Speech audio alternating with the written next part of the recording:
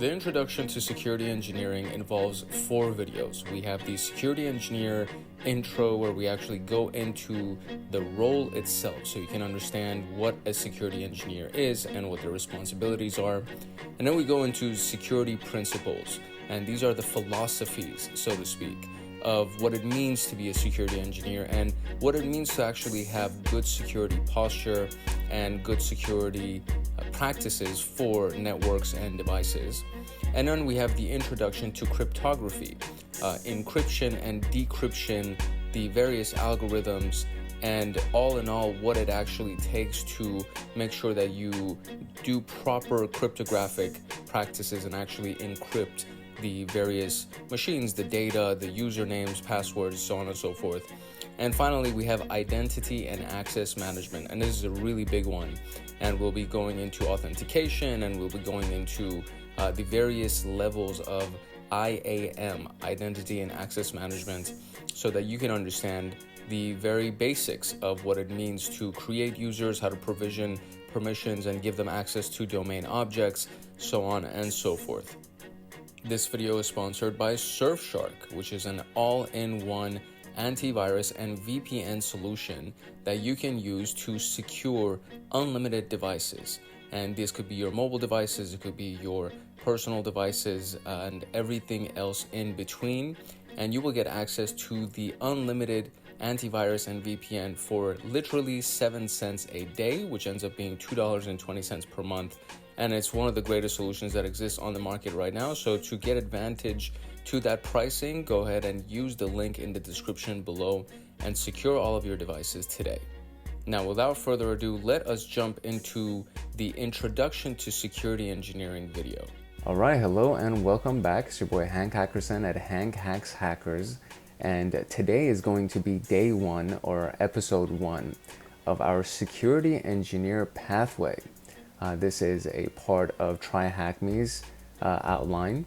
And so we have our introduction to security engineering module, the threats and risks module, the network and system security, software security, and managing incidents. And this is going to be a good one. I can feel it. Today's episode is going to be on the introduction of the course, the pathway. And we're going to do a dive into all of these different topics. So obviously the intro, what is a security engineer, core responsibilities of a security engineer, continuous improvement, additional roles and responsibilities, walking in their shoes, which seems to have a site attached to it, and of course the conclusion. All of these things are going to be time-stamped inside the description section below, so you can skip around if you need to or refer back to certain sections if you need to. And I do that for all the videos, so just to make it a little bit easier for you. And that's pretty much it. If you are studying for your security engineer or security analyst or pen test plus or ethical hacker, any of that stuff, I encourage you to like, subscribe, and turn on the notification bell so that you get notified the next time a video comes out, because that's literally all we talk about on this channel. I love Network Chuck, and I actually kind of decided to do this because I learned so much from Network Chuck in networking. So this channel is going to be specifically for security engineering and security analysis and hacking and everything that has to do with the world of cybersecurity. And so this will be a good resource for you if you're planning on specializing in security. And of course, we'd love to have you as a part of our community. It's been a beautiful growth spurt that we've had over the last month and a half or so that we started the channel, and it's been growing really, really well. And I'm very humbled to have everybody join the community, and it would be amazing to have you be a part of the community as well. So without further ado, let's jump into the introduction of the security engineer intro room. Security engineers form the backbone of an enterprise's cybersecurity posture. We're going to go into the intro of the role, learn the day-to-day activities of a security engineer, and obviously it's recommended that before we go into this, we do the pre-security path, which I believe I have done. And yeah, I think I have done this, network fundamentals and a lot of all these things. I don't know, I don't think I've done the the videos on these. So just to be a little bit more efficient and to kind of flex your research muscles a little bit, give you a little bit of homework. What I'm going to do is I'm going to show you exactly what the topics are inside of the pre-security pathway, because it's mostly reading material. It's nothing that I'm going to really share with you as far as lab work and stuff like that is concerned. And a lot of this stuff you can Google and watch a couple of YouTube videos and understand what's going on. I would prefer to keep all of the recordings on. This is pre-beginner. This is like pre-kindergarten. You know what I mean? This isn't even beginner stuff. So I would at least like to focus on the beginner, intermediate, and advanced stuff, and then this stuff you can actually go and research for yourself. So this is what we got. We got for introduction to cybersecurity. So there's offensive security and there's defensive security. It's also known as red teaming versus blue teaming. And then there's the careers in cybersecurity. All of these things you can Google and you can watch a couple of videos on, and they're very, very basic, fundamental overview type stuff. The next one is network fundamentals. So what is networking? Intro to the local access network, the OSI model, the packets and frames concept, and extending your network. So the basic, what is networking? The fundamentals of computer networking, bite-sized and interactive module. Introduction to LAN, so some of the technologies that are used to power private networks, local access networks. The OSI model, the fundamental networking framework that determines the value stage or various stages in which data is handled across a network. So this is the layer 1 through 7, the physical layer, what is it? It's please do not throw sausage pizza away. So the physical layer, the data link layer, the network layer, that's what the acronym is. Please do not throw sausage pizza away. That's how I remembered it. And you have packets and frames. So basically how data is divided into segments and how it's transmitted or transferred across a network or the internet to get to other devices. And then extending the network, the technology is used to extend networks out into the internet and the appliances that are used for that. Then you have how the web works. So you have DNS, HTTP, how websites work, and putting everything together.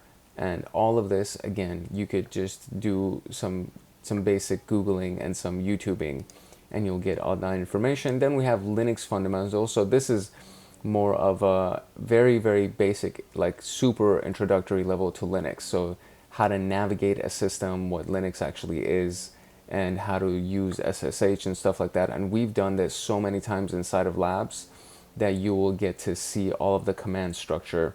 And there's, we've done a lot of Linux videos already. So you can just go through any of those Linux videos, and there's an entire playlist that's dedicated to Linux. So you can go through the playlist and learn a lot about the command line structure, as well as how to navigate the systems, and even how to, of course, penetrate these systems. And then the same thing with Windows. Chances are that you've already used a Windows system at some point in your life, so the fundamentals should already be there for you.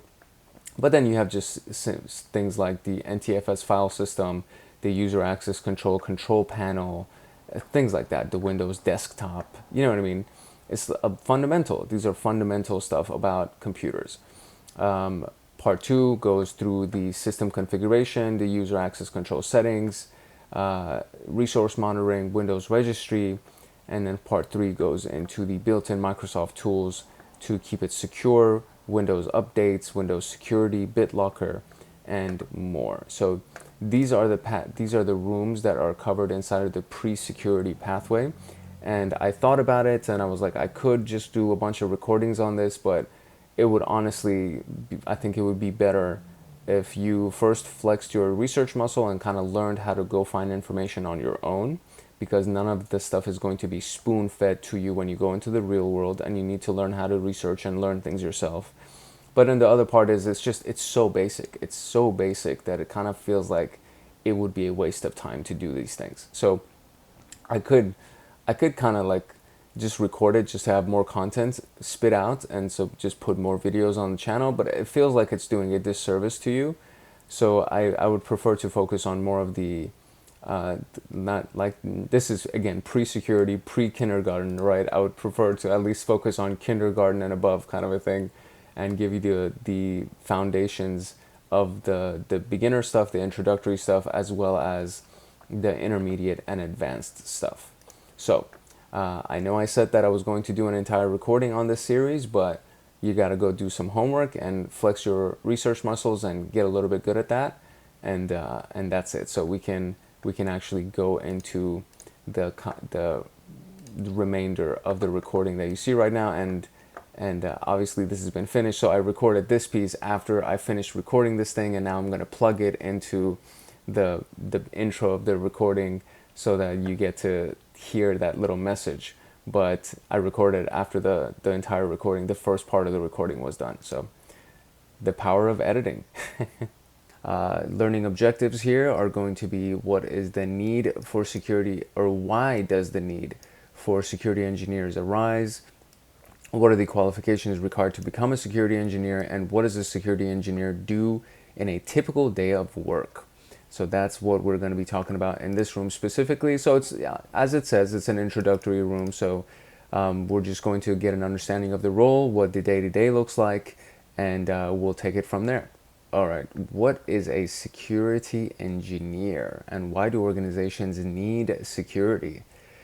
So as the internet transforms and how organizations work worldwide, it also brings challenges. While there is no doubt that technology has made the life of organizations easier by opening new avenues of collaboration and innovation, we often hear about organizations getting hacked and losing customer data, getting ransomed. This was something that happened to MGM Grand a couple of months ago, where they got held at ransom. Their systems got hacked, and it was a really, really big deal. And I think they had to pay the ransom, otherwise they would have not gotten their systems back. So that was a really big deal. And the average cost of a cyber attack is $4.6 million. So any kind of a cyber incident that happens, it's a really big deal, and it's very expensive for companies. So in responding to these types of threats, organizations can either go back to the old way of doing business without getting any aid from modern technology, putting them at a disadvantage against their competitors, or they can move forward and ensure the security of the digital side of their business. And just like any organization will protect its physical assets and dedicate whole departments to them, a company's digital assets must also be secured. And we can note here that organizations do all of this to ensure their primary goal is achieved without hindrance. And enter these security engineers. So that's where we come in. Keeping in view the above mentioned need for security, organizations hire security engineers. In order to hire a security engineer, an organization perceives a security engineer as someone who does the following. So owns the overall security of an organization, ensures the organization's cybersecurity risk, devises strategies and creates systems that minimize the risk posed by cybersecurity threats, periodically conducts tests and audits to ensure the robustness of the cybersecurity posture, identifying weak points, preparing for mitigations in case anything happens, develops and implements secure network solutions, architects and engineers trustworthy, reliable, and secure systems, collaborates and coordinates with other teams to establish security protocols across the organization. So that's the basic overview of a security engineer. And the qualifications that are required typically are this, right? So you have 0 to 2 years of experience with IT administration, help desk, network, or security operations. Although I'm going to say that this is probably a little bit more now because the industry has gotten pretty competitive and there are a lot of people that are going into cybersecurity. So companies usually work for somebody that has at least a couple of years of experience. I can't imagine that they would hire somebody that has 0 years of experience. Basic understanding of computer networks, operating systems, and programming, basic understanding of security concepts such as governance, risk, and compliance. And all of these things are important. They're kind of like qualifications, prerequisites to become a security engineer. So who ensures that an organization's cybersecurity risk is minimized at all times. And we're going to venture a guess here and say it's the security engineer. So there we go. That is the overview of what a security engineer actually is. So let's talk about the core responsibilities of a security engineer. All right, asset management and asset inventory is the first major one. So first you need to know what assets you have, and then you need to know how to manage those assets. And to maintain an organization's asset inventory is one of the big key roles. In terms of SciSec, this means that managing and maintaining an inventory of an organization's digital assets, and that could be a very wide, all-encompassing kind of a phrase. So you can, security engineers can only own an organization's security if they know what assets the organization has. They must also ensure that this asset inventory is regularly maintained and updated and includes all the required information about assets, such as the asset name, type, IP addresses, physical location, places in the network, applications running on the asset, access permissions, so on and so forth. And the owner details. This is kind of a big one too, because you get to reverse engineer. If an incident happens, you get to kind of look at the owner of the asset and be like, oh, there's only 2 people that are supposed to have access to this. So let's go and talk to those people and see if, something happened recently, or, so on and so forth. So it helps you. All of these things are very, very important to be able to understand what happened inside an incident and how to respond to it, right? How to mitigate, how to take care of it.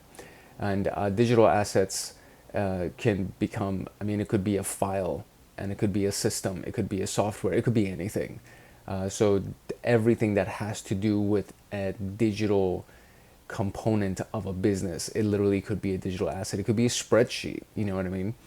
And this is cool as hell. This is like a very interesting visual. I kind of imagine myself being like the person standing in front of a giant computer screen looking at all that. And he looks military too, his posture and everything. He just looks like a freaking boss, this guy, whoever this guy is.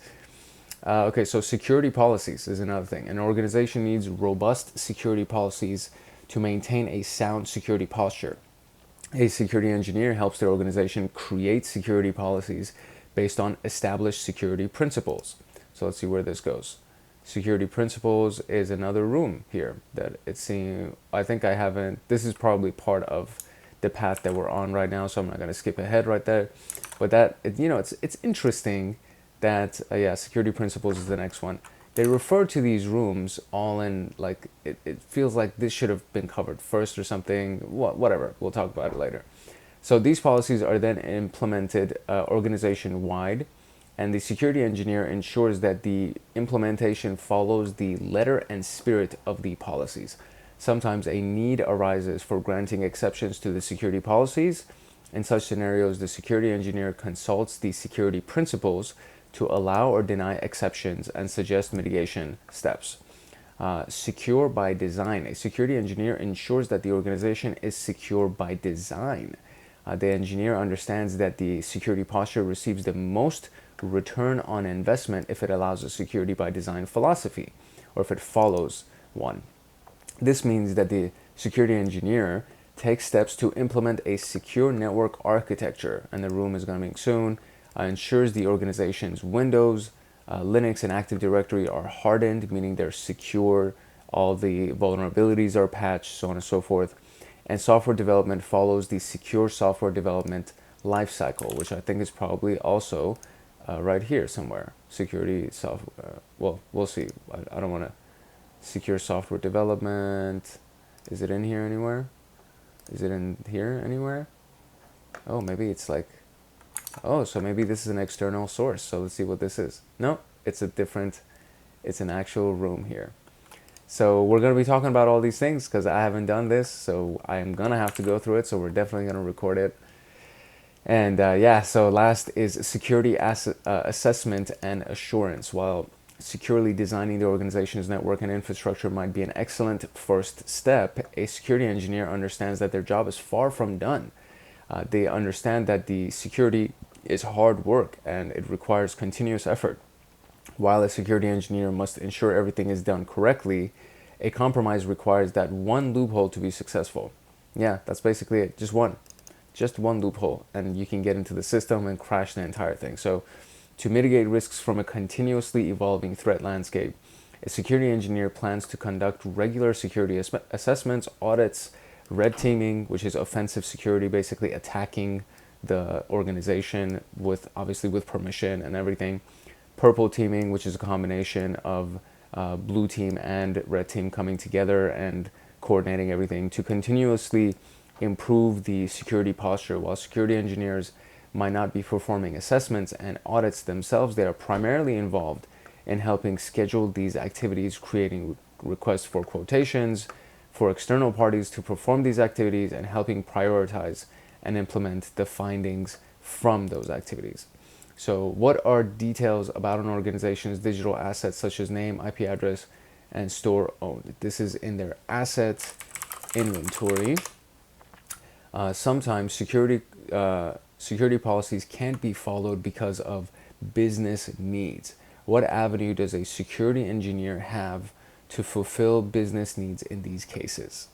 And that's the exceptions. So the security engineer looks at the exceptions in those cases, and what philosophy, if followed, provides the most return on investment. And that would be I remember it right here, security by design, right? Secure by design, that's what it is. Secure by design. And we got it. All right, so let's move on to continuous improvement. Continuous improvement has a few line items here.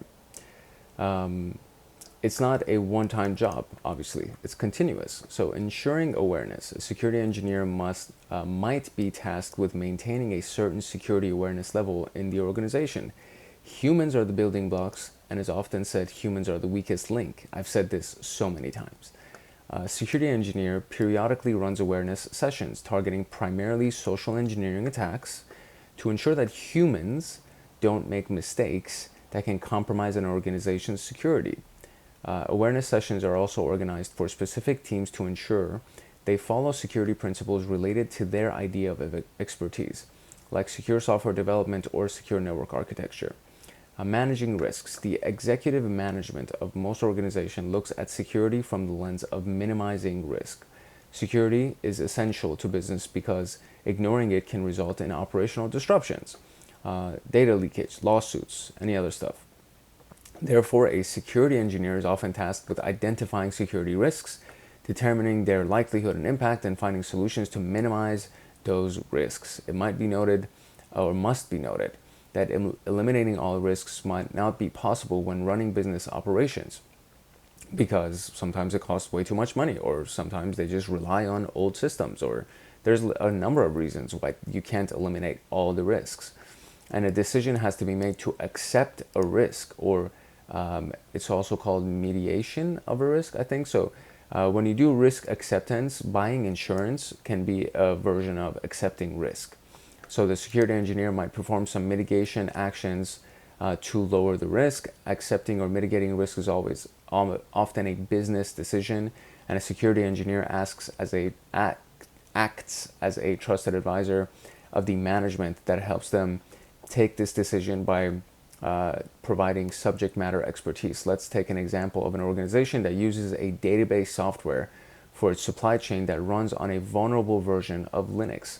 This software is essential to the organization's operations. Updating the software so that it can run on the latest OS version that is not vulnerable without impacting operations might take a significant effort, maybe more than a year. It will require engagement with the vendor who has not yet tested the software. Deploying the software without testing on the latest OS version will risk causing problems in their operations. In such a scenario, the vulnerable OS version poses a security risk. A security engineer might suggest mitigating the risk by hardening the OS through additional controls and adding a reverse proxy in front of the vulnerable system to avoid exposing it to the internet. While these steps will not eliminate the risk, they will significantly reduce it without affecting the organization's operations.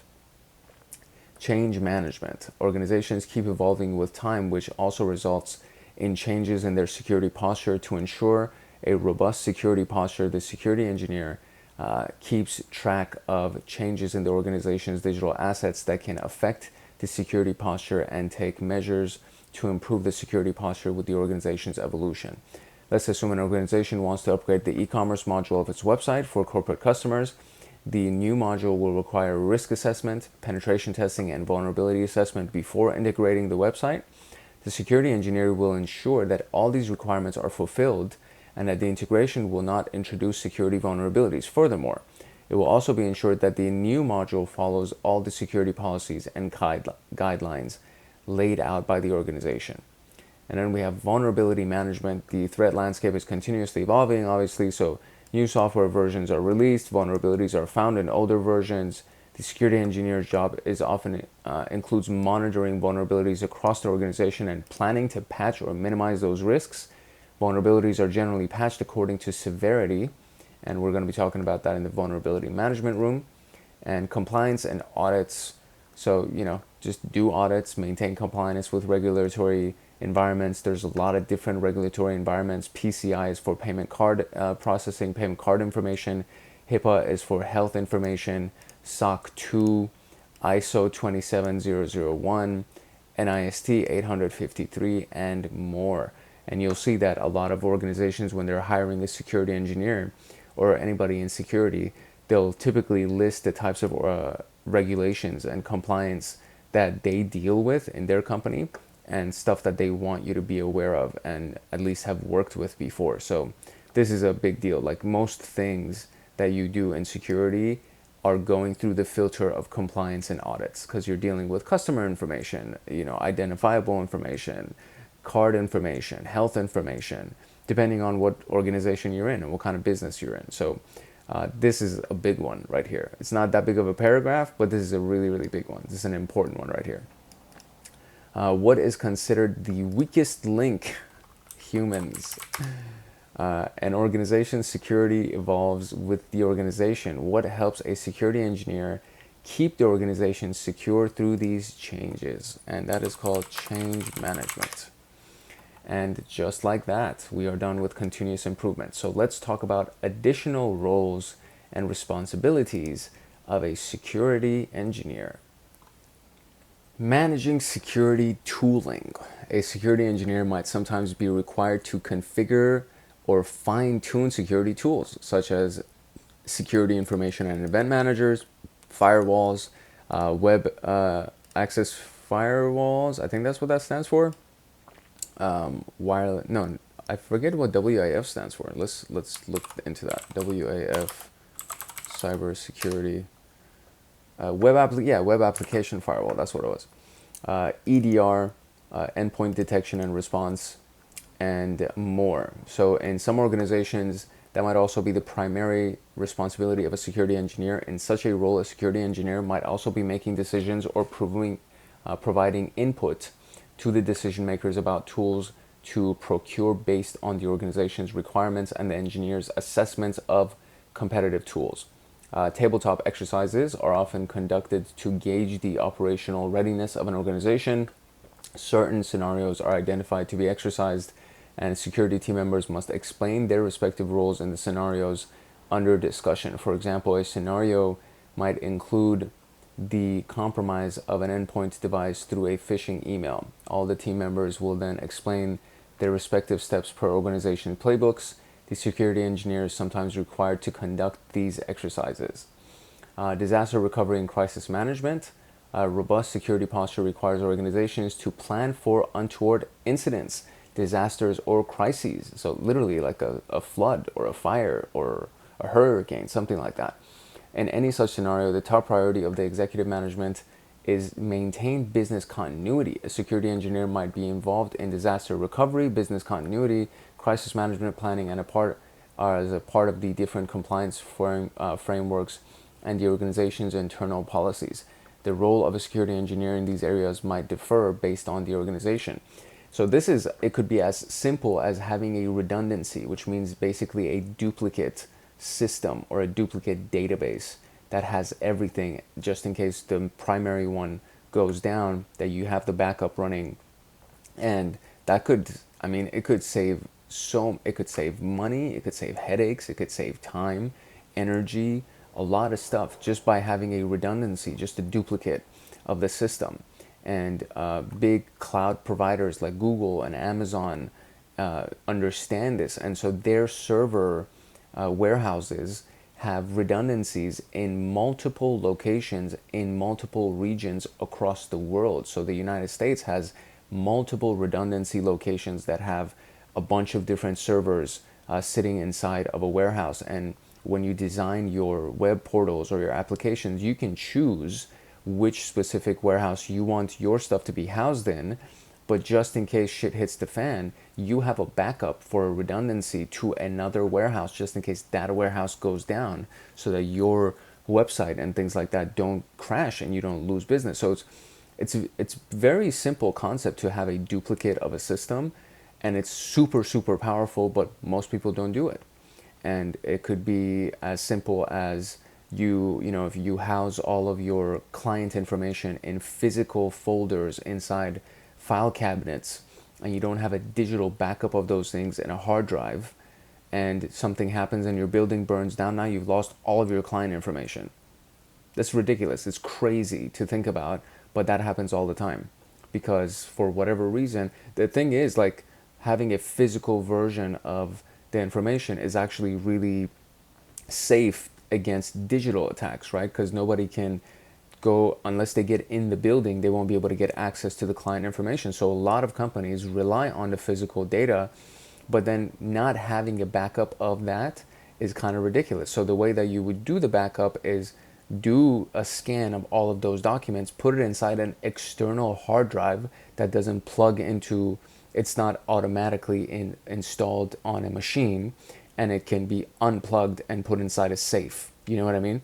And so that way you have a physical backup of your physical files, and that physical backup is now inside a digital hard drive, that if anything happened to those papers, to those documents, then you have a physical backup. But that hard drive is now also secured in either a safe deposit box at a bank or inside a fireproof safe in your you know, your headquarters, something like this. You know what I mean? And it's basic. It's it's very basic. But having that redundancy could save you so much time and money and headaches and all of that stuff. So what is a theoretical exercise carried out to gauge the operational readiness of an organization from a security point of view? And this, I want to say, it's called the tabletop exercise. Yeah. What is the priority of the management in case of a disaster or crisis? I'm going to say it's either business continuity or maintain continuity. Business continuity. There it is. Okay, so there we go. That is it for additional roles and responsibilities. So now let's walk in the shoes of a security engineer. We're going to launch this site, and we're going to go through an exercise and capture a flag at the very end of it. So let's read the scenario here. While performing their duties, security engineers must consider various aspects of running a business apart from keeping it secure. These considerations may include business operations, cost, ease of implementation, ease of use, and more. Although the most secure system is the one that is shut off and disconnected from power, or living on a hard drive that's in a safe somewhere, right? Such a system doesn't achieve any business objectives. Hence, a security engineer must consider business objectives and security when making decisions. So to experience what we got to do, we're going to go through this exercise and see what we can do here. So let's see if I can zoom in on this side. Excellent. So the site shows an email client showing the inbox of a security engineer. The inbox has several unread emails. Each unread email will be one of the tasks that the security engineer has to perform. So let's go through them. So we got two right here. So the one that came at 5:12 a.m., we're going to go through that. So from the external auditor, and it says external audit non-compliance report. Hi, external auditor performed an audit of XYZ Inc. Please find attachment please find attached some observed non-compliance for your perusal. And so this is it. Please read the audit non-compliance report and select one of the available mitigation options to mitigate the non-compliances according to the information. Please keep the ease of use, ease of implementation, cost, and improvement in security posture while selecting the answer. Select the answer that best suits the above mentioned criteria. So here is our non-compliance report. So we got observation 1, all assets should have latest operating system security updates installed.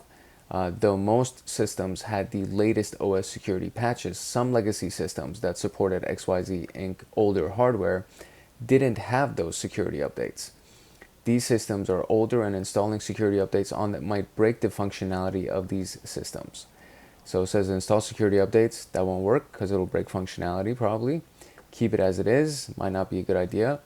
Rebuild the legacy servers so that they don't break with security updates.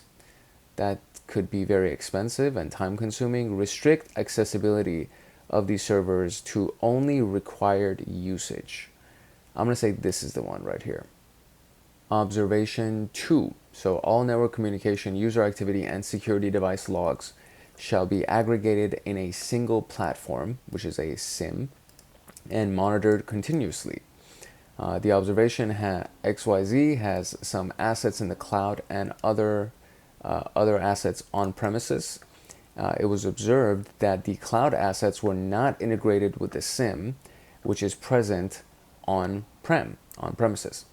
The logs from the cloud are not integrated with the SIM because this will require enabling internet access, which is not desirable. Okay, so aggregate cloud logs in a single place, forward the logs from that place to on-prem network using a restricted tunnel. Okay, keep it as it is, probably not. Forward cloud logs to SIM regardless of concerns, that's not gonna happen. Rebuild applications on the cloud to on-prem or vice versa. I'm gonna say this one, and that is indeed correct. So we handled that. And so now let's go to vulnerability assessment and pen testing report. External pen test vendor performed VAPT of virtual advanced persistent threat. I think that's what that is. Of our external facing infrastructure. Please find the report. Please read the report and select one of the available mitigation. Please keep the use, yada, yada, yada. Okay, here we go. All right, so vulnerability 1, the Oracle backend DB server, Oracle MySQL vulnerability, CVE 2022-21-417. Vulnerability in the MySQL server product of Oracle MySQL component InnoDB, Inno database. Supported versions that are affected are 5.7.37 and prior, and 8.0.28 and prior. These are supported versions that are affected. I see. Easily exploitable vulnerability allows a high privileged attacker with network access via multiple protocols to compromise the server. Successful attacks of this vulnerability can result in unauthorized ability to cause a hang or frequently repeatable crash, which is a denial of service of the server. And this is the base score 4.9, which is not that bad, but it's noticeable. The CVSS vector is 3.1. The availability, so attack, the attack vector, I think is network level. The attack complexity is low. The permission required is high level user. The user interface is the network. And okay, so I had to actually Google this because I could not fill in a lot of those acronyms. So this is basically what the metrics are. So we have the attack vector, attack complexity, the privileges required, the user interaction, the scope, confidentiality, integrity, and availability impact. And then you have the temporal metric group. So exploit code maturity, remediation level, report confidence, and modified base metrics for the environmental, confidentiality, integrity, availability. So if we go and look at this, let's go here. So we are looking at the attack vectors, the network. Attack complexity is low, right? Attack complexity And let's actually go here and kind of look at it. So the attack vector, we have the network, which means you just have to be on the network, is bound to the network stack, and the set of possible attackers extend beyond the other options listed below, up to and including the entire internet, so they can get on your system from the internet. The complexity is low. Specialized access conditions or extenuating circumstances do not exist. An attacker can expect repeatable access when attacking the vulnerable component, which means it's easy to attack it. It doesn't require a complex attack. The privileges required are high privileges, so that we can already kind of assume that. The user interface is N, so high privileges. The attacker provides basically admin privileges. User interaction was none in this case, so the vulnerable system can be exploited without interaction from any user. That's not good. And then we have the scope, which is U, for in this case unchanged. An exploited vulnerability can only affect resources managed by the same security authority. In this case, the vulnerable component and the impacted component are either the same or both are managed by the same security authority. Okay, that's all. All of these things seem to be really bad.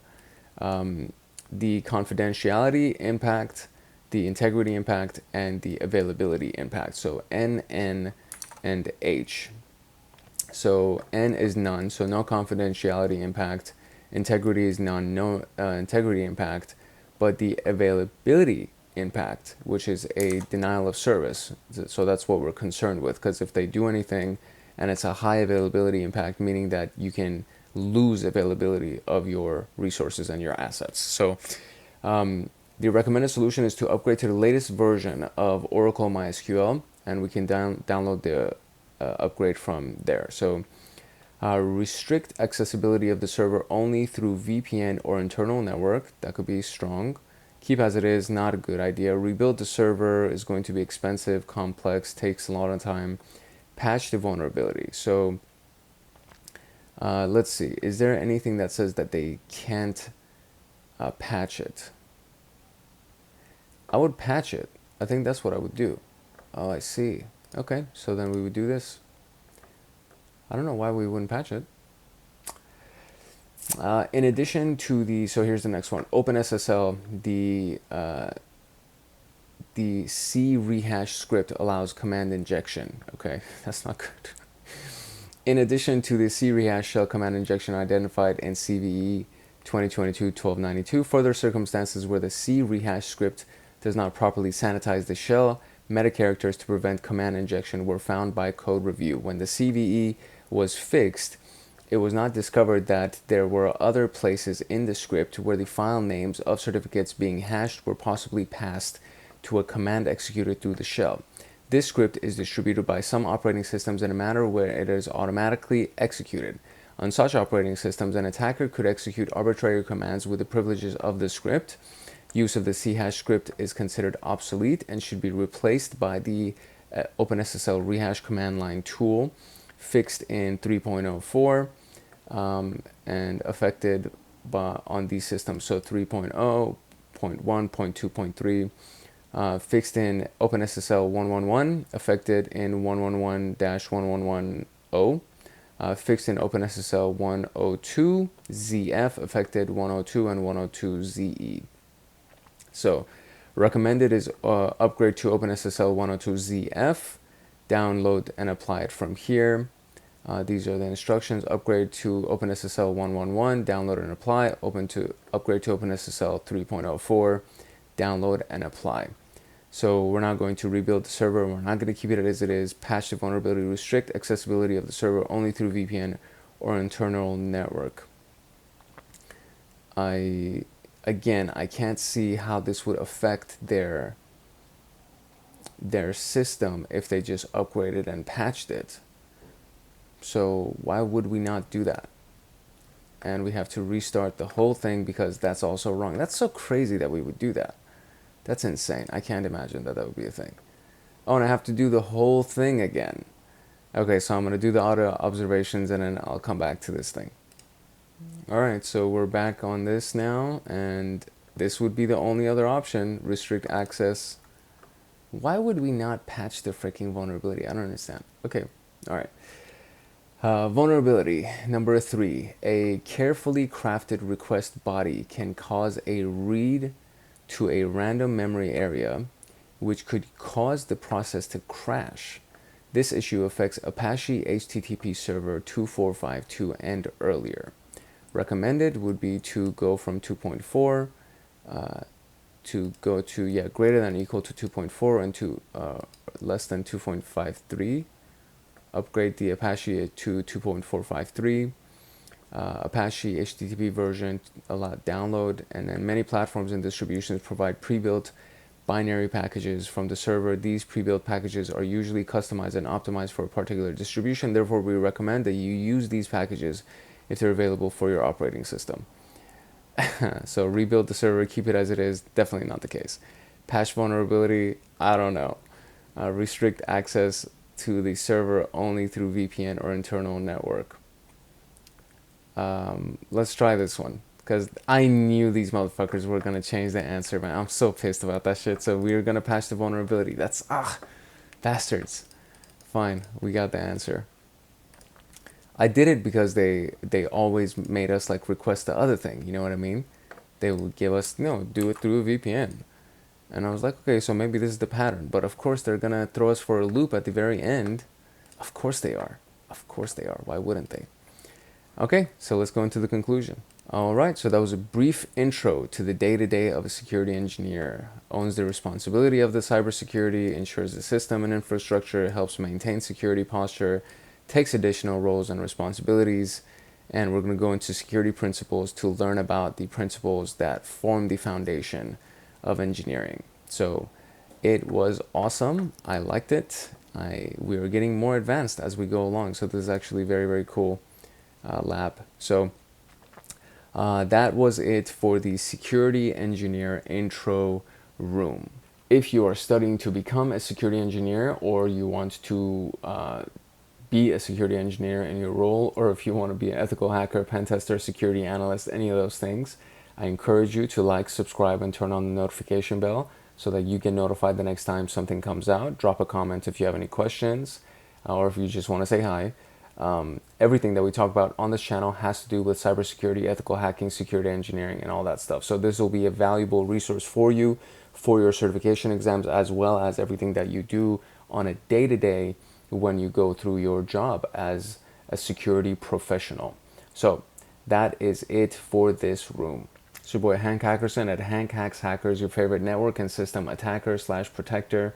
And this was day 1, episode 1 of the security engineer pathway. And we are going to go into day 2, episode 2 in the next one, which we're going to be talking about security principles. So stay tuned. Peace, love, and chicken grease. If no one else loves you, Hank loves you. I'll see you in the next one. All right, hello and welcome back. It's your boy Hank Hackerson at Hank Hacks Hackers, and we are continuing with our security engineer course / series.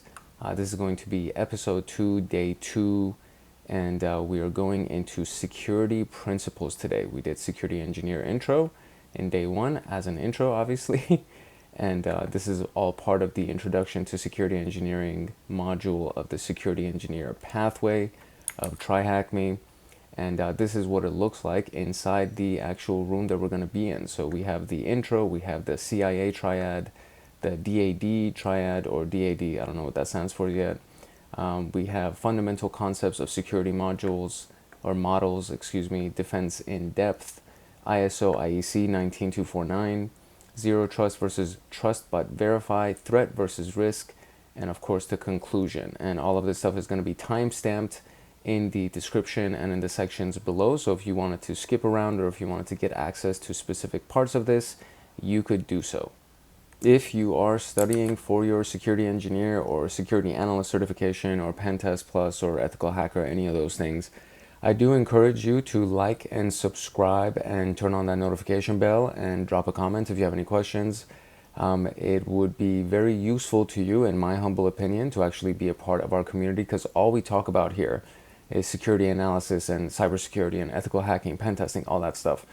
And all of those things are actually directly applicable to you and your certification exams. And everything that we talk about here is actually covered inside of the certification exams. And More importantly, it's covered inside of your day-to-day activities when you become a security engineer or a security analyst. So I think it'll actually be a very useful resource to you. But as an extra benefit, it would just be awesome to have you as a part of our community. We've had a lovely growing community. As I'm recording this, we just passed our first 1,000 subscribers, which is actually a really big deal. It's kind of a big milestone in the world of YouTube. So very excited to have you. It would be amazing to join, for you to join our community. And I mean, I respond to all the comments. I try to make content that's specific to everything that people are looking for here. So I try my best to actually make this channel valuable, and I think you'll get a lot of good value out of it. So without further ado, let us go into the introduction of the security principles room. All right, security has become a buzzword. Every company wants to claim its product or service is secure. But is it?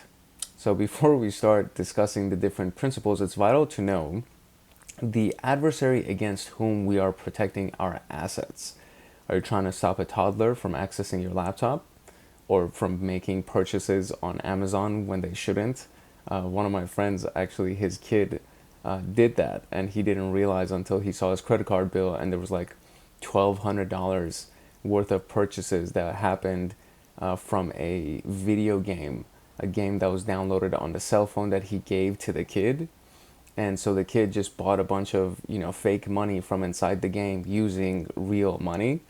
And, he didn't realize what was happening until he saw his credit card bill. And he's like, holy shit. And obviously they wouldn't refund him because the kid had all, it was crazy. It was like a really big deal. Actually, I don't know if they refunded him or not, but that's a real thing. Like a toddler using your phone to make purchases and shit. It's not cool. Are you trying to protect a laptop that contains technical designs worth millions of dollars? Using the exact protection mechanism against toddlers and industrial espionage actors would be ludicrous.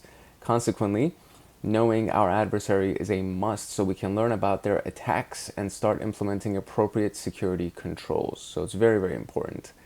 It's impossible to achieve the perfect security stance because no solution is 100% secure. So what we got to do is improve the security posture to make it more difficult for the adversaries that are attacking us to gain access.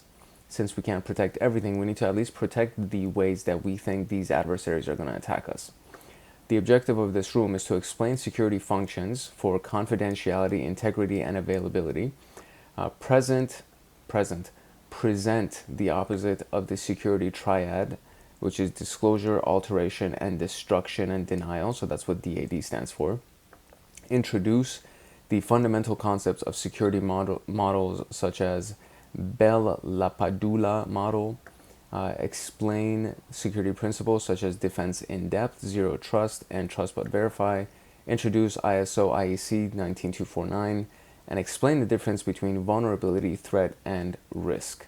So it is an introductory room, so that all sounds pretty basic, but if you haven't gone through any of that stuff, or if you don't have a certification in CYSA or anything like that, all of those things should be new to you. So we are going to go to the CIA triad. CIA, as you can see here, is not the Central Intelligence Agency. It is confidentiality, integrity, and availability. And we do have a site that's attached to this, so let's launch that site real quick too. Over here, it says, before we can describe something as secure, we need to consider the better way, we need to consider better what makes up security. When you want to judge the security of a system, we look at it in terms of this. So confidentiality ensures that only the intended person or recipient can access the data. Integrity ensures that the data can't be altered or the system can't be altered. And availability aims to ensure that the system or service is actually available when it's needed, right? So that's essentially what it stands for. Confidentiality could apply to a file or usernames or client information, anything like that. Integrity could be the actual integrity of the data itself or the system that hosts the data, or the integrity of the network that hosts the system, all of that. And then you have availability to ensure that the system or service or the data is available when it's needed. And I don't know exactly what this, oh, I see. So they're changing the price of this, right? So The price for this is actually 20 euros. I think that's a euro. I don't know. Yeah, I'm pretty sure that's maybe. If it's not, my bad. But then, you know, they changed the information on here and made it for 200 so they could keep that extra 180, right? If we look at it a little bit further, this is what we can kind of break this down to, this specific scenario right here. This is what it breaks down to. During online shopping, you expect your credit card number to be disclosed only to the entity that processes the payment. If you doubt that your credit card information will be disclosed to an untrusted party, you will most likely refrain from continuing with the transaction. Moreover, if a data breach results in the disclosure of personally identifiable information, PII, including credit cards, the company will incur huge losses on multiple levels. Lawsuits, clients leaving them and never using them again, a lot of stuff, right? After filling out your order, so integrity, after filling out your order, if an intruder can alter the shipping address you've submitted, the package will be sent to someone else. Without data integrity, you might be very reluctant to place your order with the seller. Availability. To place your online order, you will either browse the store's website or use its official app. If the service is unavailable, you won't be able to browse the products or place the order. If you continue to face such a technical issue, you might eventually give up and start looking for a different online store. So that's how it actually affects the online shopping experience. Let's look at how it affects patient records and systems related to hosting patient records. So, according to various laws in modern countries, healthcare providers must ensure and maintain the confidentiality of medical records. This is called HIPAA. Consequently, healthcare providers can be held legally accountable if they illegally disclose their patients' medical records. The integrity is if a patient record is accidentally or maliciously altered, it can lead to the wrong treatment being administered, which in turn can lead to a life-threatening situation. Imagine somebody getting a piece of medication that they're not supposed to, or imagine somebody's medical records saying that this person needs surgery and they go under the knife and they perform surgery on a person that never even needed the surgery. That's crazy. So hence the system would be useless and potentially harmful without ensuring the integrity of medical records. Availability. When a patient visits a clinic to follow up on their medical condition, the system must be available. An unavailable system would mean that the medical practitioner cannot access the patient's records and consequently won't know if any current symptoms are related to the patient's medical history. The situation can make the medical diagnosis more challenging and error-prone. The emphasis does not need to be the same on all three security functions. One example would be a university announcement. Although it is usually not confidential, the document's integrity is critical. So looking at beyond CIA, so past the confidentiality, integrity, and availability triad. Bunch of pizzas come in. I didn't order all these pizzas, right? So we can think of authenticity. Authentic means not fraudulent or counterfeit. Authenticity is about ensuring the document file data is from the claimed source. Non-repudiation. Repudiate means refusing to recognize the validity of something. Non-repudiation ensures that the original source cannot deny that they are the source of a particular document, file, or data. This characteristic is indispensable for various domains such as shopping, patient diagnosis, and banking. These two requirements are closely related. The need to tell authentic files or orders from fake ones is indispensable. Moreover, ensuring that the other party cannot deny being the source is vital for many systems to be usable. In online shopping, depending on your business, you might tolerate attempting to deliver a t-shirt with cash on delivery and learn later that the recipient never placed such an order. However, no company can tolerate shipping 1,000 cars to discover that the order is fake. In the examples of a shopping order, you want to confirm that the said customer indeed placed this order. That's authenticity. Moreover, you want to ensure that they cannot deny placing this order, and that's non-repudiation. So they can't go back on their word, right? As a company, if you receive a shipment of 1,000 cars, if you ship an order of 1,000 cars, you need to ensure the authenticity of this order. Moreover, the source should not be able to deny placing the order. Without authenticity and non-repudiation, the business cannot be conducted. This is an example, Parkerian Hexad.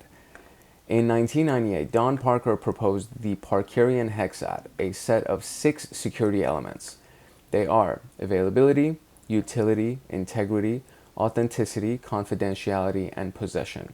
We've already covered 4 of those elements: availability, integrity, authenticity, confidentiality. So let's talk about utility and possession. Utility focuses on the usefulness of the information. For instance, a user might have lost the decryption key to access a laptop with encrypted storage. Although the user still has the laptop with its disks intact, they can't access them. In other words, although it's still available, the information is in a form that is not useful, meaning there is no utility. Possession is a security element that requires that we protect the information from unauthorized taking, copying, or controlling. For instance, an adversary might take a backup drive, meaning we lose possession of the information as long as they have the drive. Alternatively, the adversary might succeed in encrypting our data using ransomware, which also leads to the loss of possession, because if you get your drive back but you can't access it, then you have no possession of the data, right? So click the view site and answer the 5 questions. What is the flag that you obtained at the end? So here we go. Let's look at this here. Security principles, question 1 of 5. As the troops got deployed, the leader stressed that they should not communicate their location to anyone while the mission was ongoing. Which security function did the leader want to have? And that is confidentiality.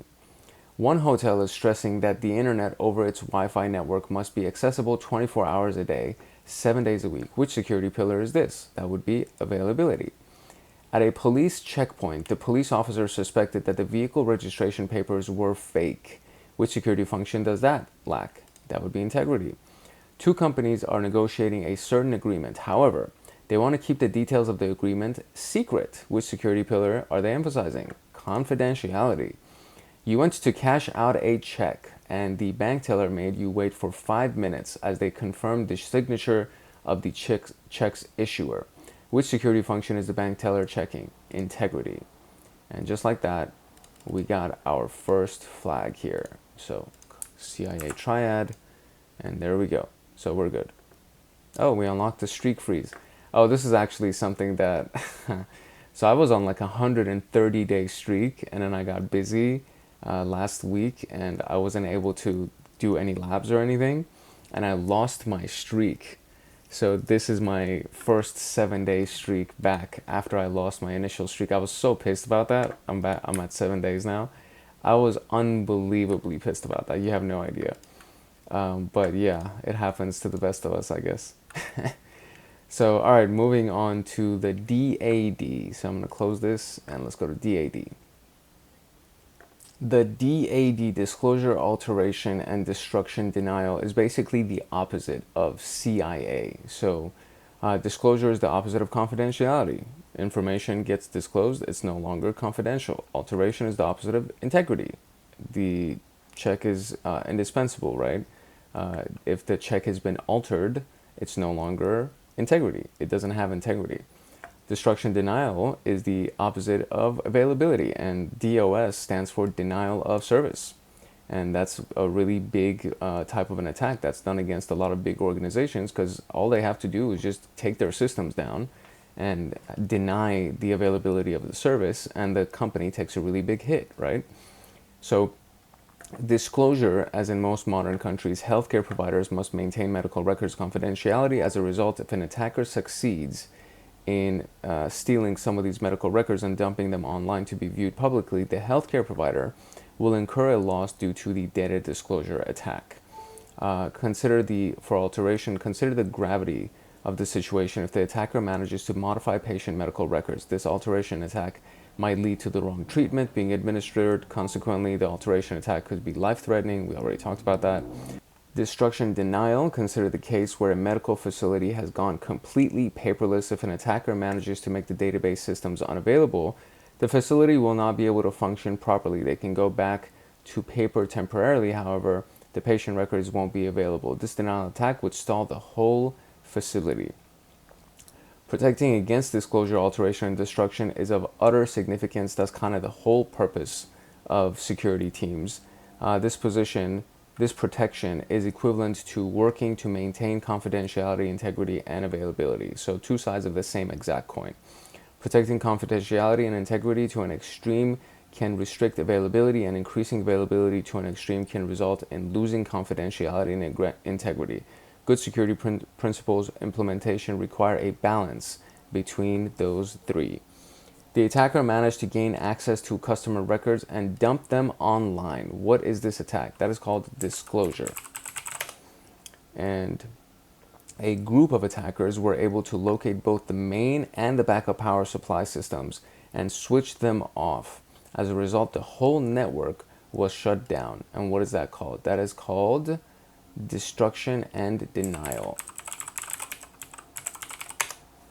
Very good. And now we can move on to the next piece here, which is fundamental concept of security modules. This one has a site attached to it as well. And so we've learned that the security triad is represented by confidentiality, integrity, and availability, CIA. One might ask, how can we create a system that ensures one or more security functions? The answer would be in using security models. In this task, we will introduce three foundational security models. We have the Bell-LaPadula model, the Biba integrity model, the Clark-Wilson model. So Bell-LaPadula sounds like hablan medulla oblongata, something like that.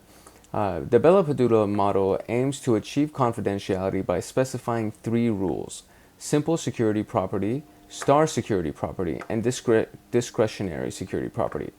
Simple, as referred to as a no read-up, it states that a subject at a lower security level cannot read an object at a higher security level. This rule prevents access to sensitive information above the authorized level. Star is referred to as the no write down. It states that a subject at a higher security level cannot write to an object at a lower security level. This rule prevents the disclosure of sensitive information to a subject of lower security. And discretionary uses an access matrix to allow read and write operations. An example access matrix is the one that we see right here. Subject 1 can write but has no access to object B. So they can write to object A, but no access to object B. Subject 2 can read and write object A, and can only read object B, right? So this sounds like this is kind of the higher level person, and this is the lower level person. The first two properties can be summarized as a write up, read down. You can share confidential information with people of higher security clearance, write up, and you can receive confidential information from people with lower security clearance, read down.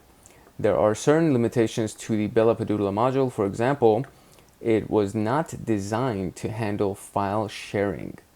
Now, the Biba model aims to achieve integrity by specifying two main rules: simple integrity and star integrity. Simple is referred to as no read down. A higher integrity subject should not read from a lower integrity object. The star is referred to as a no write up. A lower integrity subject should not write to a higher integrity object. These two properties can be summarized as read up, write down. The rule is in contrast with the Bell-LaPadula model, and this should not be surprising as one is concerned with confidentiality while the other is concerned with integrity. The Biba model suffers from various limitations. One example is that it does not handle internal threats, so insider threats, it does not handle it. And then we have the Clark-Wilson model. It aims to achieve integrity by using the following concepts: constrained data item, unconstrained data item, transformation procedures, integrity verification procedures. So constrained data item refers to the data type whose integrity we want to preserve. Unconstrained refers to all data types beyond CDI, such as user and system input. Transformation procedures are programmed operations such as read and write and should maintain the integrity of the constrained data items. Integrity verification procedures check and ensure the validity of the constrained data item. We covered only three security models, I keep calling it modules. The reader can explore many additional security models. Examples include Brewer and Nash, Goguen, Messiger, Sutherland, Graham, Denning, Harrison, Russo, and Ullman. And these are good to read up on. So feel free to look those up. I'm not going to do that in this particular video, but feel free to look into that. So Click on the view site and answer the 4 questions. What is the flag that we obtained at the end? So this is our site for, which model does no read down. So which model dictates no read down? So let's see that. Bella Medulla has no read up right here. Biba model has no read down. Which model states no read up? And we already got that, which is Bella Padula. Which model teaches no write down? And no write down is also Bella Padula. Bella La Padula. Which model forces no write up? So it forces no write up, and that is the Biba model. And they didn't even ask us about the Clark-Wilson model, but it's all good. We got our answers. We can now graduate and move on to the next piece right here. So there we go. That was it for fundamental concepts of security modules. Let's now talk about defense in depth. Defense in depth. Look at this beautiful blueprint here. We got a locked door, another one, and another one, and another one, and another one, and we got 2 cameras on this side, which means that this is a really important entrance here. And it looks like it opens up to another little lobby area that opens up to the main area here. And then we have a locked door that opens up here. This seems like it's a window. That seems like a window. And this looks like a window. So yeah, this is a very basic environment. Although I wonder why they don't have cameras on the back entrance. That's interesting. Defense in depth refers to creating a security system of multiple levels. Hence, it's called multi-level security as well. Consider the following analogy. You have locked a drawer where you keep your important documents and pricey stuff. The drawer is locked. However, do you want this drawer locked to be the only thing standing between a thief and your expensive items? If we think of multi-level security, we could prefer that the drawer be locked, the relevant room be locked, the main door of the apartment be locked, the building gate be locked, and you might even want to throw in a few security cameras along the way. Although these multiple levels of security cannot stop every thief, they would block most of them and slow down the others. So very basic to understand. Multiple levels of security, right? Really easy. So that's defense in depth. So let's look at the ISO IEC 19249 standard here. The International Organization for Standardization, whatever, ISO, and the International Electrotechnical Commission, IEC, have created ISO IEC 19249. In this task, we'll brush briefly upon it, which is Information Technology Security Techniques, Catalog of Architectural and Design Principles for Secure Product Systems and Applications. The purpose is to have a better idea of what international organizations would teach regarding security principles. So, it lists 5 architectural principles. We have domain separation, layering, encapsulation, redundancy, and virtualization. If you have watched a lot of my videos or any of my videos, you will have probably heard me refer to some of these things at some point. The machine that I'm on right now is technically a virtualized machine, right? And when we do a view site button right here, that is virtualization. When we do a lot of our attacks, a lot of our pen testing exercises, we attack virtual machines. We use a virtual machine to attack a virtual machine. But it also is virtual data. So if you want to store data inside a cloud so that you can access it from multiple locations, multiple people can access it, so on and so forth, that is also called virtualization. So it's basically the opposite of a physical system or a physical data point, right? So let's look at domain separation from the very top. Every set of related components is grouped as a single entity. Components can be applications, data, or other resources. Each entity will have its own domain and be assigned a common set of security attributes. For example, consider the x86 processor privilege levels. The operating system kernel can run in ring 0, the most privileged level. In contrast, user mode applications can run in ring 3, the least privileged level. Domain separation is included in the Goguen-Meziger model. Layering is when a system is structured into many abstract levels or layers and becomes possible to impose security policies at different levels. Moreover, it would be feasible to validate the operation. So let's consider OSI, Open System Interconnection, very different from the international, oh, excuse me, this is ISO. My freaking dyslexia is kicking in right here. So let's consider OSI, Open System Interconnection model with its 7 layers. So that is the please do not throw sausage pizza away. That's how I remember it. Starting from layer 1 going to layer 7, that's the acronym for it. Please do not throw sausage pizza away. Each layer in the OSI model provides specific services to the layer above it. This layering makes it possible to impose security policies and easily validate that the system is working as intended. Another example from the programming world is disk operations. A programmer usually uses the disk read and write functions to provided by the chosen high-level programming language. The programming language hides the low-level system calls and presents them as a more frequent user-friendly method. Layering relates to defense in depth. It's so crazy that I'm like, I usually don't make this many reading mistakes, and like I'm just reading words as if they're different words right now. It's kind of insane. All right, so encapsulation in object-oriented programming, OOP, we hide low-level implementations and prevent direct manipulation of the data in an object by providing specific methods for that purpose. For example, if you have a clock object, you would provide a method, which is an increment, instead of giving the user direct access to the seconds variable.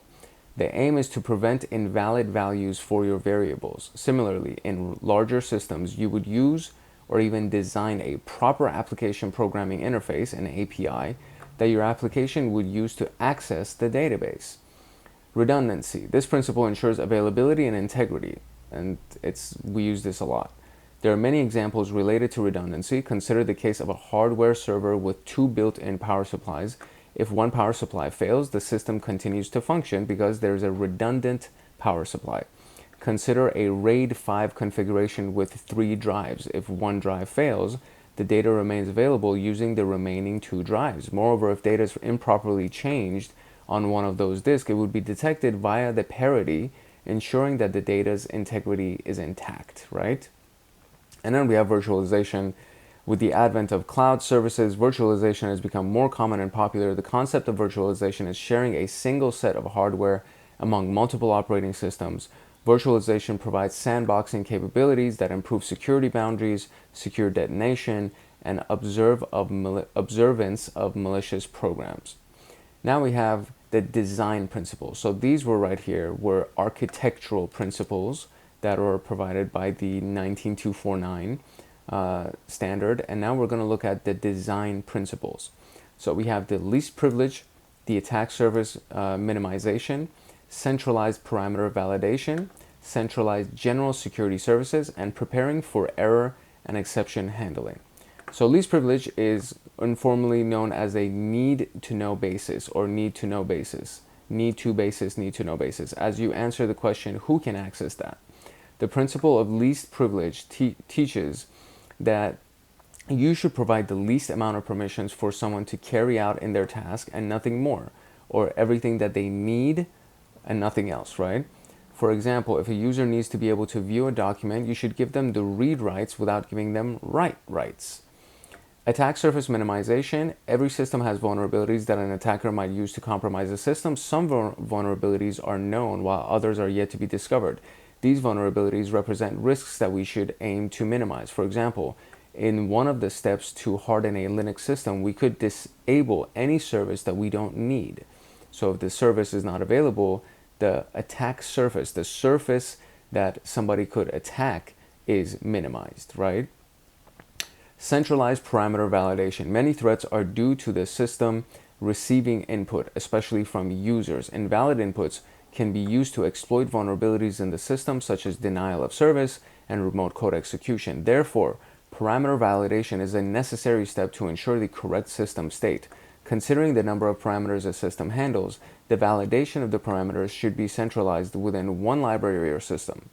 Centralized general security services. As a security principle, we should aim to centralize all security services. For example, we would create a centralized server for authentication. Of course, you might take proper measures to ensure availability and prevent creating a single point of failure. So that's very important, right? So if you only have one central location where things are running and that place crashes, everything is done. So centralized general security services needs to be combined with redundancy, so you have several centralized locations that if one of them goes down, that one single point doesn't crash the entire company, right? Preparing for error and exception handling. Whenever we build a system, we should take into account that errors and exceptions do and will occur. For instance, in a shopping application, a customer might try to place an order for an out-of-stock item. A database might get overloaded and stop responding to a web application. This principle teaches that the systems should be designed to fail-safe. For example, if a firewall crashes, it should block all traffic instead of allowing all traffic. Moreover, we should be careful that error messages don't leak information that we consider confidential, such as dumping memory content that contains information related to other customers. So in the following questions, refer to the ISO IEC 5 design principles above. So we're looking at design principles, not architectural principles, and answer with a number between 1 and 5 depending on the number of the design principle. So which principle are you applying when you turn off an insecure server that is not critical to the business? And we call this, what is it? Attack surface minimization. So that would be number 2. Keyboard, let's go. Your company hires a new sales representative. Which principle are they applying when they tell you to give them access only to the company products? And that would be the first one, which is least privilege. So least privilege. And then finally, while reading the code of an ATM, you noticed a huge chunk of code to handle unexpected situations such as a network disconnection and power failure. Which principle are they applying? And that would be, I'm going to say it's between number 3, which is centralized parameter validation, or number 5, error and exception handling. And I'm going to say 5. Yeah, that's it. Okay, great. All right, so that was that. Now let us go into zero trust versus trust but verify. I mean, the name says it all, but let's read into it and see what this is. Trust is a very complex topic. In reality, we cannot function without trust. If one were to think that the laptop vendor has installed spyware on the laptop, they would most likely end up rebuilding the system. If one were to mistrust the hardware vendor, they would stop using it completely. If we think of trust on a business level, things only become more sophisticated. However, we need some guiding security principles. 2 security principles are these 2. So trust but verify teaches that we should always verify even if we trust an entity and their behavior. An entity might be a user or a system. Verifying usually requires setting up proper logging mechanisms. Verifying indicates going through the logs to ensure everything is normal. In reality, it is not feasible to verify everything. Just think of the work it takes to review all the actions taken by a single entity or a person, like micromanaging the hell out of that person, such as internet pages browsed by a single user, for example. This requires automated security mechanisms, such as a proxy, intrusion detection, and intrusion prevention systems. Zero trust means you don't trust them at all. So it treats trust as a vulnerability, and consequently it caters to insider-related threats. After considering trust as a vulnerability, zero trust tries to eliminate it. It is teaching indirectly, never trust, always verify. In other words, every entity is considered adversarial until proven otherwise. Zero trust does not grant trust to a device based on its location or ownership. This approach contrasts with older models that would trust internal networks or enterprise-owned devices. Authentication and authorization are required before accessing any resource. As a result, if any breach occurs, the damage would be more contained if there was a zero trust architecture and had been implemented. Microsegmentation is one of the implementations used for zero trust. It refers to the design where a network segment can be as small as a single host. Moreover, communication between segments requires authentication, access control list checks, and other security requirements. There's a limit to how much we can apply zero trust without negatively impacting a business. However, this does not mean that we should not apply it as long as it is feasible. So I would say we kind of we lead with zero trust and maybe do trust but verify at some point.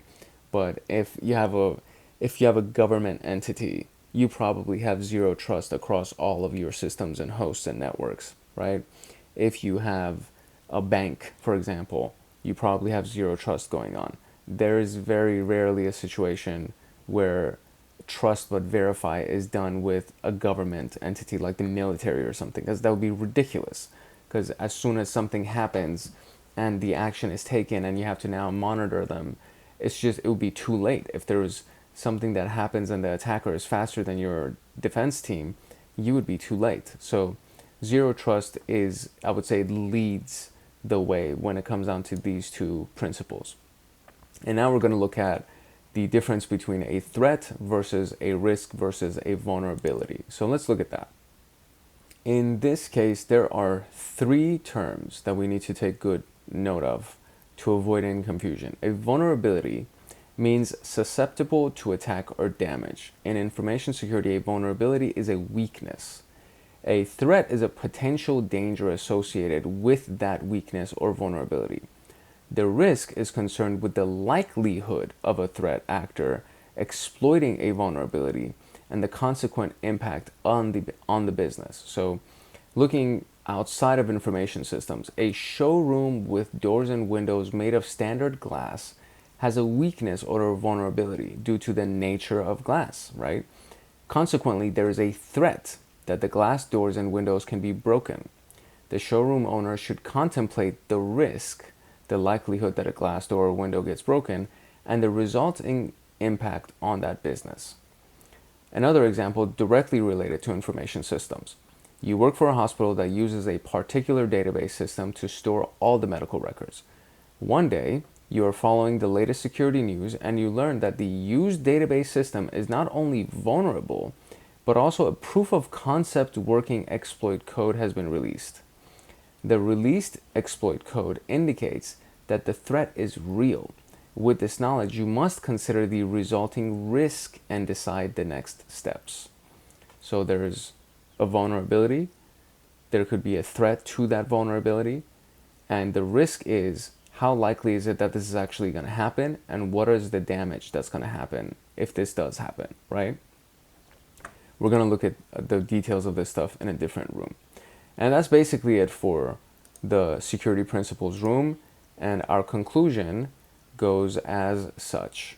In this room, we covered various principles and concepts related to security. We should be familiar with the CIA and DAD and other terms such as authenticity, repudiation, vulnerability, threat, risk.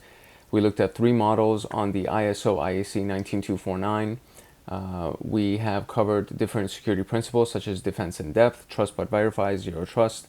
And then the shared responsibility model is worth mentioning, especially with the increased reliance on cloud services. Various aspects are required to ensure property security or proper security. They include hardware, network infrastructure, operating systems and applications, and etc. However, customers using cloud services have different access levels depending on the cloud services they use. For example, an infrastructure as a service, IaaS, user has complete control and responsibility over the operating system. On the other hand, a software as a service has no direct access to the underlying operating system. They just use software as a service. Consequently, achieving security in a cloud environment necessitates both the cloud service provider and the user to do their part. The shared responsibility model is a cloud security framework to ensure that each party is aware of their responsibility. And we have now finished, so we can go into cryptography room, which is going to be in part 3 of our little security engineer pathway here. So pretty exciting, and hopefully you learned some value. You got some value out of this. If you are studying for your security engineer, security analyst, Pentest Plus, ethical hacker, any of those certifications, I encourage you to like, subscribe, and turn on the notification bell of this channel, because all we talk about here is security, ethical hacking, cybersecurity, all that stuff. And I think you will get a lot of value from it. You can use the information here to pass your certification exams, but you can also use the information in your day-to-day job as a security analyst or a security engineer, for example. So it would be lovely and awesome to have you as a part of our community, but I genuinely, firmly believe that you'll actually get a lot of value from joining our community. So I would love to see you in there. I would love to see you in the comment section. If you have any questions, drop them down below, and I will get to them as soon as possible. Apart from that, we are wrapped. It's your boy Hank Hackerson at Hank Hacks Hackers, your favorite network and system attacker / protector. If no one else loves you, Hank loves you. Love, peace, and chicken grease. I will see you in the next video later. All right, hello and welcome back. It's your boy Hank Hackerson at Hank Hacks Hackers, and we are continuing down our security engineer pathway. This would be episode 3, day 3, and we're going to be talking about introduction to cryptography. That rhymes.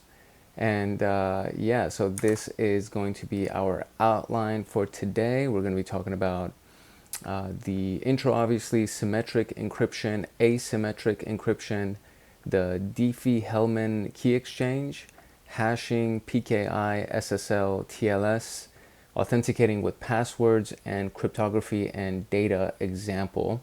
There is some task files that we can use and play around with. And yeah, that's about it. If you are studying for your ethical hacker, pen tester, security engineer, cybersecurity analyst, any of those certifications, I encourage you to like and subscribe and turn on the notification bell so that you get notified the next time that a video comes out, because all we talk about on this channel is cybersecurity, pen testing, ethical hacking, security engineering, and the information on this channel will actually be directly applicable to your studies when you go and take your examination, certification exams, or that'll be directly applicable to your day-to-day job as a security engineer or a pen tester, ethical hacker, so on and so forth. So I do encourage you to subscribe and turn on notification, and it would just be really awesome to have you as a part of our community. And I do respond to all the comments that come in to just make sure that you get anything that you need to make sure your education is complete. So it would just be amazing to have you as a part of our community. So without further ado, let us get into the introduction of the room. The purpose of this room is to go through basic cryptography. So symmetric encryption such as AES, asymmetric, which is RSA, and these are obviously just examples. We have the Diffie-Hellman or Diffie-Hellman key exchange, hashing, and then PKI. So let's kind of look at a general concept here. So suppose you want to send a message that no one can understand except the intended recipient. So what do? Right? You need to create some kind of a cryptography. One of the simplest ciphers is the Caesar cipher, and it's more than 2,000 years old. And the Caesar cipher shifts the letter by a fixed number of places to the left or to the right. So if we look at shifting by 3 to the right to encrypt, then it would look like this. So the letter A would end up being the letter D, right?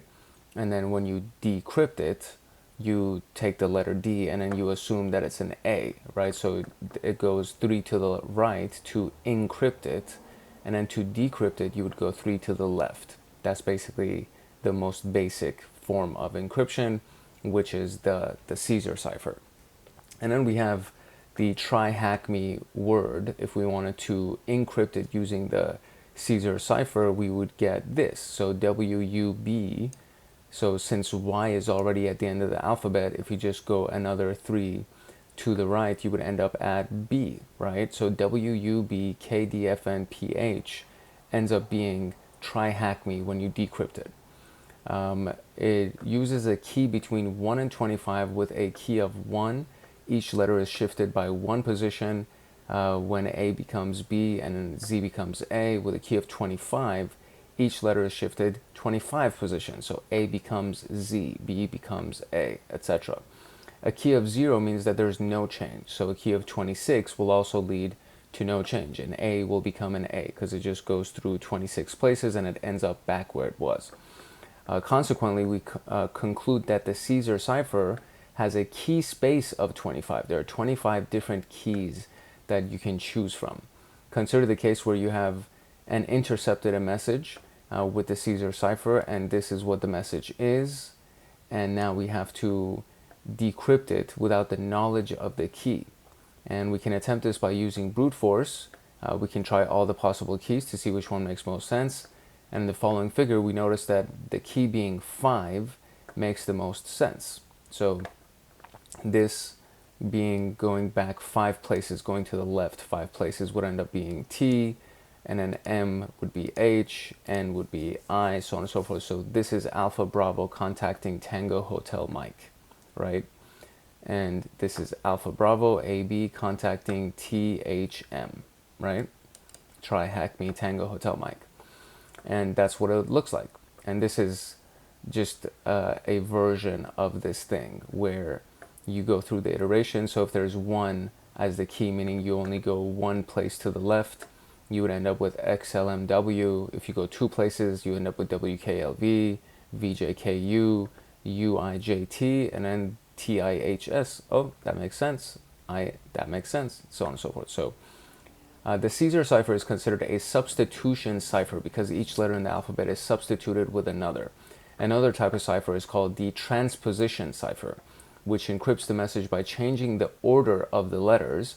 And we can do a simple transposition cipher in the figure below, where we start with the message, this is Alpha Bravo contacting Tango Hotel Mike, and the key is 42351. After we write the letters of our message by filling one column after another, we arrange the columns based on the key and then read the rows. In other words, we write the columns, we write by columns and we read by rows. Also notice that we ignored all the spaces in plain text in this example. The resulting ciphertext would be something like that, right? Is read one row after another. In other words, a transposition cipher simply rearranges the order of the letters, unlike the substitution cipher, which substitutes the letters without changing their order. So we have column 1 would be this, is, etc. And then you change the formatting of it. So this is Alpha Bravo contacting Tango Hotel Mike, right? So if we were to encrypt it, it would be done so this way. So 42351 takes placeholder number 4, puts it in the first place.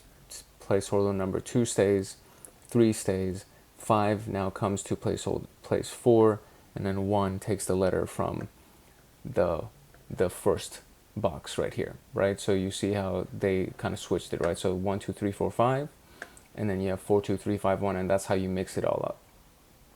And it just goes ahead and does that for you. It does literally the same thing for the next one and the next one, and we end up with Tango still being here because 4th place actually has the word Tango in it. So all of these, some of these actually end up making sense. This, so on and so forth. I mean, whatever completed word is inside a specific column still will make sense. It's just that it's now kind of messed up a little bit, not really, but it's been, what is the word here? Transposition is what it's done. It's been transposed. The plain text is this, the ciphertext ends up becoming this, right? Because you're still going down the path right here. You're still going down the column. When you read it, NGTA, NGO, and it ends up turning into this. Oh, actually, no, you know what? They're not even reading. They're reading it also this way. So NPCOT, NPCOT. So that's what happens when you encrypt it. So you read it downwards when it's not encrypted. When it is encrypted, it's read this way. And so this is very interesting. And I wonder if it's all, I don't think it's all 1, 2, 3, 4, 5, and then with however many rows that this is, I'm pretty sure it gets more complex as you do that. This task introduced simple substitution and transposition ciphers and applied them to messages made of alphabetic characters. For an encryption algorithm to be considered secure, it should be infeasible to recover the original message, which is the plaintext version. In mathematical terms, we need a hard problem, a problem that cannot be solved in polynomial time. A problem that we can solve in polynomial time is a problem that's feasible to solve even for large input, although it might take the computer quite some time to finish it.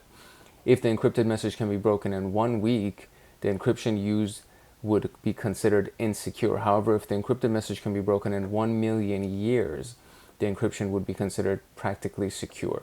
Consider monoalphabetic substitution cipher, where each letter is mapped to a new letter. For example, in English, you would map A to one of the 26 English letters, then you would map B to one of the remaining 25, then C to the remaining 24, and so on. For example, we might choose the letters in the alphabet A through Z to be mapped out to be X, P, A, T, yada, yada, yada, respectively.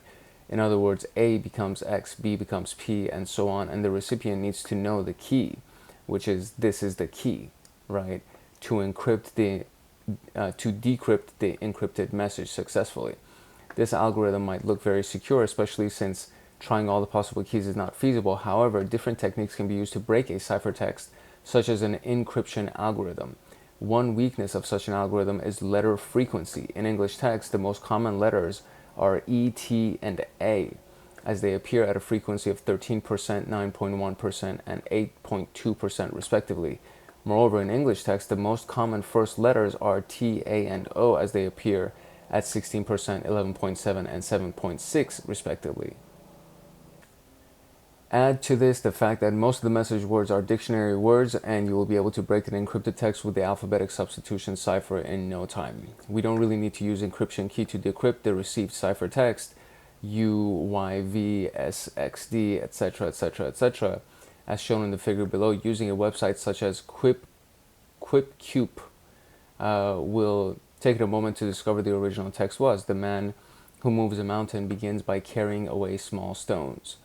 This example clearly indicates that this algorithm is broken and should not be used for confidential communication. I love this freaking quote right here. The man who moves a mountain begins with carrying away small stones. That is brilliant. So QIP, and that's what it is. So you should put the puzzle in here. I don't think they even gave it a clue, and it just did the decryption for us. So that's very cool.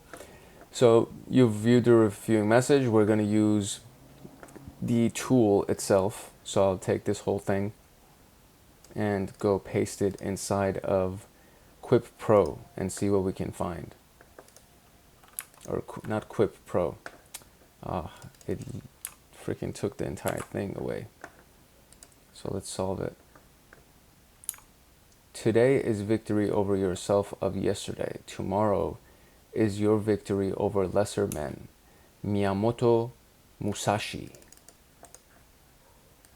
There it is. This is a very cool website. I love this. This is cool, man. I love this shit. So we are now here, and let's take this. Oh, Miyamoto Musashi is all I need to find here. So I'm just gonna delete the first part of that. There we go. And we got it. That was the first task. That was really cool. That was the intro. So I can only imagine how much cooler it ends up becoming. So that was the intro of the introduction to cryptography. Symmetric encryption. So these are the key terms here. So we have cryptographic algorithm, or the cipher, and it defines the encryption and decryption processes. The key is the algorithm needs a key to convert the plain text into ciphertext, and then vice versa.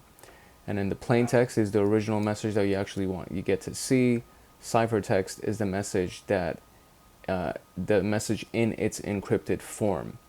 And so a symmetric encryption algorithm uses the same key for the encryption and the decryption, and the communicating parties need to agree on a secret key before being able to exchange any messages. In the following figure, the sender provides the encrypt process with the plain text and the key to get the ciphertext. The ciphertext is usually sent over some communication channel. So the sender has the plain text, it gets encrypted, there's a key, and then there's the ciphertext that gets sent out. And then that gets transferred. And then the ciphertext comes back and it goes through the decrypt process using the same key, and then the recipient ends up getting the plaintext version of that message. The National Institute of Standard and Technology, which is NIST, published the Data Encryption Standard, DES, in 1977, and it's a symmetric encryption algorithm that uses a key size of 56 bits, which is, in these days, it's not that big of a deal. In 1997, a challenge to break a message encrypted using DES was solved. Consequently, it was demonstrated that it had become more feasible to use a brute force search to find the key and break a message encrypted using DES. In 1998, a DES key was broken in 56 hours. These cases indicated that DES could no longer be considered secure. NIST published the Advanced Encryption Standard, AES, in 2001. Like DES, it's a symmetric encryption algorithm. However, it uses a key size of 128, 192, or 256. And as you can imagine, the higher it goes, the more secure it becomes. But it's still considered secure and in use today. It repeats the following 4 transformations multiple times. So sub-bytes on the state, shift rows state, mix columns state, and add round key. So sub-byte looks up each byte in a given substitution table, the S box. This is starting to get technical, so I'm gonna read slower instead of just zooming through everything. So sub-bytes looks up each byte in a given substitution table, which is the S box, and substitutes it with the respective value. The state is 16 bytes, which is 128 bits, so you just multiply this by 8. Saved in a 4x4 array. Shift rows, the second row is shifted by 1 place, the third row is shifted by 2 places, and the fourth row is shifted by 3 places, and this is shown in the figure below. And we have mix columns. Each column is multiplied by a fixed matrix 4x4 array, and then we have add round key, which is a round key is added to the state using the XOR operation. So a lot of stuff happening here. So we have the input that is being shifted by 1, it seems like. Then you have shift rows that is being shifted by however many this is right here. It seems like each row is being also shifted by 1. I don't know if we're going this way. So we're going counterclockwise. So yeah, the rows are being shifted by 1 still. And the output ends up looking like this. So S00 still, S00 still. S11 now comes down here. S22 now comes down and becomes the column again. S33 is now all the way down here. So this is what it would look like if we took this and then we just shifted them all to be in that first column.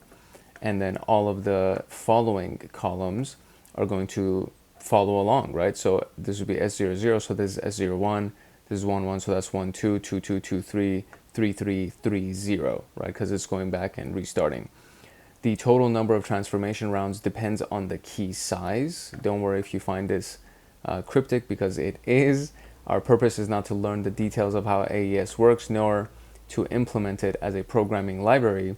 The purpose is to appreciate the difference in complexity between ancient encryption algorithms and the modern ones. If you are curious to dive into details, you can check the AES specifications, including pseudocode and examples, and its published standard, which is the FIPS Pub 97.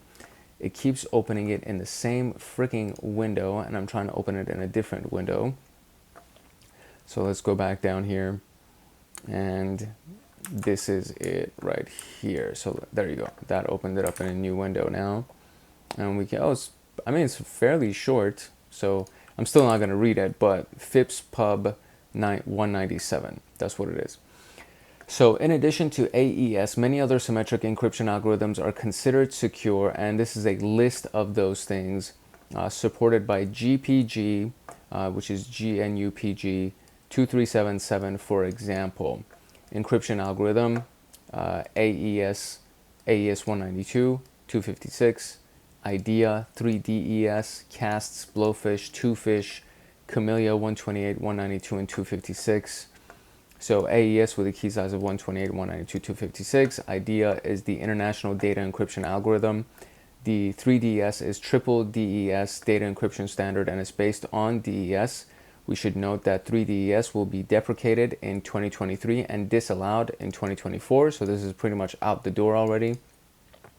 also known as cast 128. Oh, this is not casts, it's cast 5, also known as cast 128. Some sources state that case stands for the names of its authors, Carlisle Adams and Stafford Tavares. Designed by Bruce Schneier is Blowfish, designed by Bruce Schneier, and derived from Blowfish is Two Fish. And then Camellia, designed by Mitsubishi Electric and NTT in Japan. Its name is derived from the flower Camellia japonica. All the algorithms mentioned so far are block cipher symmetric encryption algorithms. A block cipher algorithm converts the input, the plain text, into blocks and then encrypts each block. A block is usually 128 bits. In the figure below, we want to encrypt the plain text Tango Hotel Mike, a total of 16 characters. The first step is to represent it in binary. If we use ASCII, T is 0x54. In hexadecimal format, A is 0x41, and so on. Every two hexadecimal digits constitute 8 bits and represent 1 byte. A block of 128 bits is practically 16 bytes and is represented by a 4x4 array. The 128-bit block is fed as 1 unit to the encryption method. So all of these things are individually encrypted, and this represents the plain text, but this is fed as 1 block, and that goes and becomes encrypted. And then this is what it turns into is the ciphertext right here. So Tango Hotel Mike, which is 5141 4E, etc., etc., etc. This turns into this 5441, my bad. So 5441 4E 47, etc. So that turns into that for the plain text ASCII. That's what they're. So this is the ASCII version of that. And then this is going to go get encrypted, and it's going to turn into ciphertext. And so it would turn into that in this case. If we look at another symmetric encryption, which is stream ciphers, which encrypt the plain text byte by byte. Consider the case where we want to encrypt the message Tango Hotel Mike. Each character needs to be converted into the binary representation. If we use ACT is 54 again in hexadecimal, while A is 41. And the encryption method will process 1 byte at a time. This is represented like this. So you send a message in still, and it goes 1 byte at a time. 54, 41, 4E, 47, 4F, and it gets encrypted, and it comes out like this. So instead of it being this whole thing right here, it gets encrypted 1 piece at a time. Symmetric encryption solves many security problems discussed in the security principles room. Let's say that Alice and Bob met and chose an encryption algorithm and agreed on a specific key. We assume that the selected encryption algorithm is secure and that the secret key is kept safe. Let's look at what we can achieve. Confidentiality, integrity, and authenticity, the CIA triad. So if Eve intercepted the encrypted message, she wouldn't be able to recover the plain text. Consequently, all messages exchanged between Alice and Bob are confidential as long as they're not sent encrypted. The integrity, when Bob receives an encrypted message and decrypts it successfully using the key that he agreed upon with Alice, Bob can be sure that no one could tamper with the message across the channel. So it maintains its integrity, right? When using the secure modern encryption algorithms, any minor modification to the ciphertext would prevent successful decryption or would lead to gibberish as plain text. And then authenticity, being able to, and it's supposed to be availability, not authenticity. So confidentiality, integrity, availability is the actual CIA triad. In this case, they're using authenticity. Being able to decrypt the ciphertext using the key also proves the authenticity of the message because only Alice and Bob know the secret key. So this is not the same as the regular CIA triad. It starts the same, but it ends different. We are just getting started, and now we know how to maintain confidentiality, check integrity, and ensure the authenticity of the exchanged messages. More practical and efficient approaches will be presented later. The question for now is whether this is scalable, okay? So with Alice and Bob, we needed 1 key. If we have Alice, Bob, and Charlie, we need 3 keys. one for Alice, one for Bob, and another for Alice and Charlie, and a third for Bob and Charlie. However, the number of keys grows quickly. So if you have between 100 users and it requires 5,000 different keys, if you're curious about the mathematics, that's 99 plus 98 plus 97 all the way down to 1, and that's 4,950. Moreover, if one system gets compromised, they need to create new keys to be used with all the other 99 users. Another problem would be finding a secure channel to exchange the keys with all the users. So this quickly gets out of hand. In the next task, we're going to cover asymmetric encryption, where one of them gets a private key and the other one gets a public key.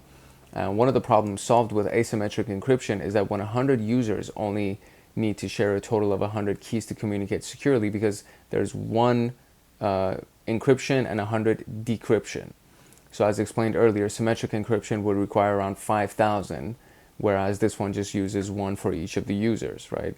So there are many programs available for symmetric encryption. We'll focus on GNU Privacy Guard and OpenSSL project. GNU Privacy Guard looks like this. So this is the actual command line to be able to encrypt a file using GPG, and where the cipher is the name of the encryption algorithm right here.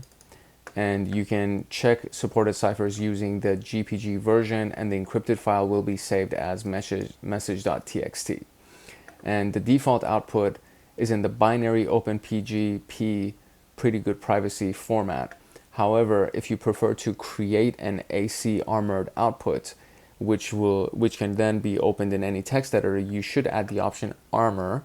For example, before symmetric, you add armor, and the rest of it looks pretty much the same, cipher algo, and then the cipher itself, which would be, AES 256, for example, and then you have the output message.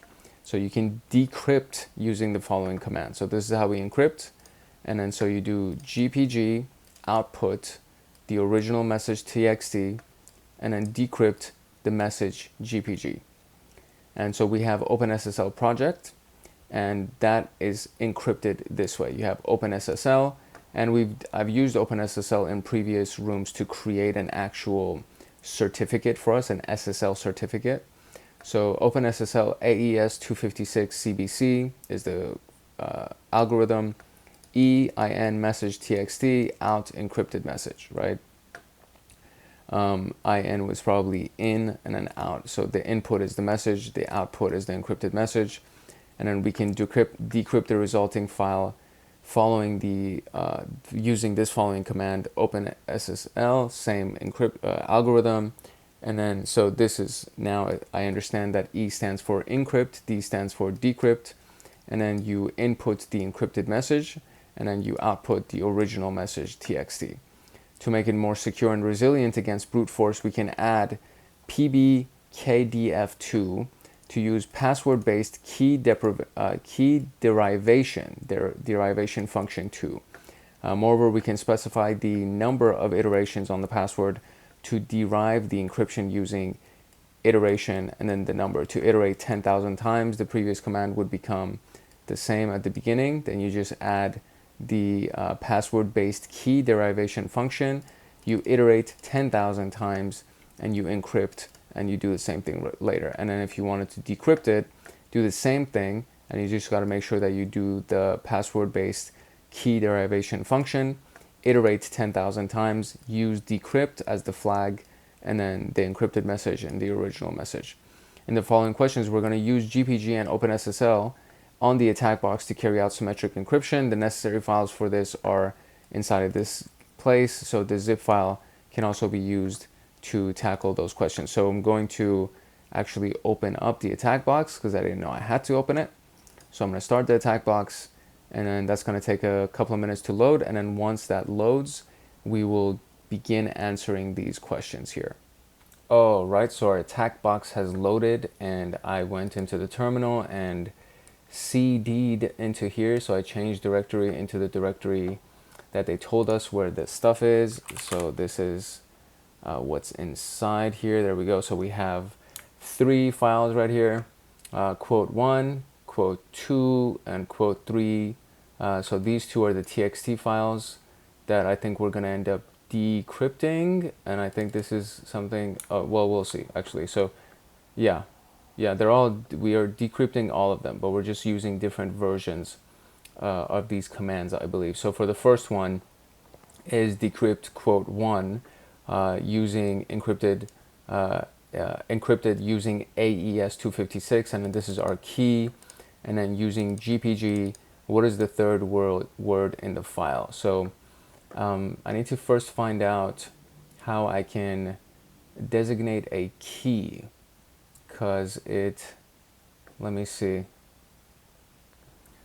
All right, for this one, I believe we are gonna end up using GPG to go ahead and figure this out. Actually, so let's run GPG version to see if we have the right version of GPG, and let's see the ciphers that we can use with it. And it says that we can use the AES cipher, so that should be fine, and AES 256 also, so that should be fine. Okay, so now we can try to use this command that they have here. So we have GPG, and we're going to do output, which is going to be basically, we'll do quote 1 decrypt, we'll call it that, and I'll do txt, and then we have the decrypt itself, which is going to be oh crap. I need to first get the, actually if I just do quote 01 and do tab, there you go, that worked.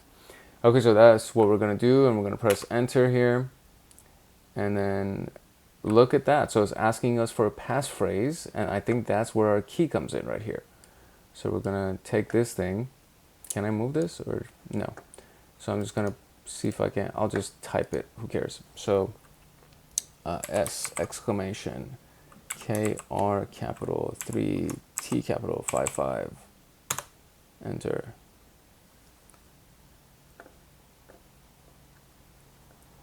All right, that completed. So now if I do an ls here, I should have a new file, and quote 1 decrypt, there it is. So cat quote 1 decrypt, and that should be my file. There we go. Do not waste time idling or thinking after you have set your goals. Miyamoto Musashi. There's so many good quotes inside of this room. So it says, what is the third word in the file? So the third word is waste in this case. And there we go, just like that, we got it, nice. All right, for quote 2, we're gonna be using OpenSSL, and the command is right on the screen right there. So AES 256 CBC, and then we're going to do -D for decrypt.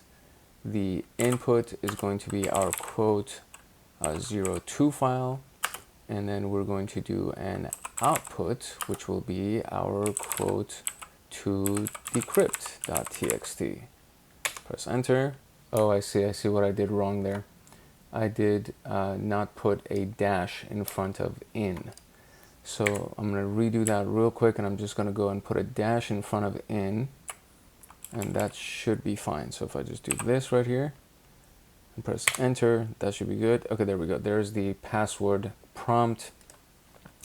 So now we're going to type same password, S, and then KR3T55. Deprecated key would be fine. Does that mean that it didn't work? No, it did work. Okay, great. So cat quote to decrypt, and let's see if that works. It does. And the true science of martial arts means practicing them in such a way that they will be useful at any time, and to teach them in such a way that they will be useful in all things. Miyamoto Musashi. I freaking love this guy. I don't know what I think he's the one that wrote the 5 Rings or something. He's like the greatest samurai in the world or something like that. So third word here is science. And finally, decrypt the quote 3 file, encrypted using Camellia 256 with the key using GPG. So let us now do that one. And I think it's going to be a very similar command to the one that we just saw. And I guess I could check Camellia, check to see if Camellia is already in there, but I think we already have it. So let's see. I could just scroll up technically if this thing actually works. Okay, there we go, I see it. There is Camellia 256. This thing's slow as hell. Okay, so let us, it's also because I have like 100 browsers open on my second monitor. So I can't really blame the computer for me going crazy with my RAM usage and my internet usage. So we're doing GPG again. So let's scroll here. And there is the decrypt file. So there we go. So decrypt first is going to be output. And then we'll have quote 3 decrypt.txt. There we go. And then we have decrypt quote 03 txt gpg. Enter. I misspelled output. How do you misspell output, bro? Let's go fix that real quick so that we can actually do something. And there is our password prompt. So skr3t55, enter. Cool beans. And so now let's just cat quote 3 decrypt onto the screen. And we're looking for the third word in the file. So same thing, third word. And in this, it says, you must understand that there is more than one path to the top of the mountain. I feel like these quotes are just meant for me right now. This is amazing.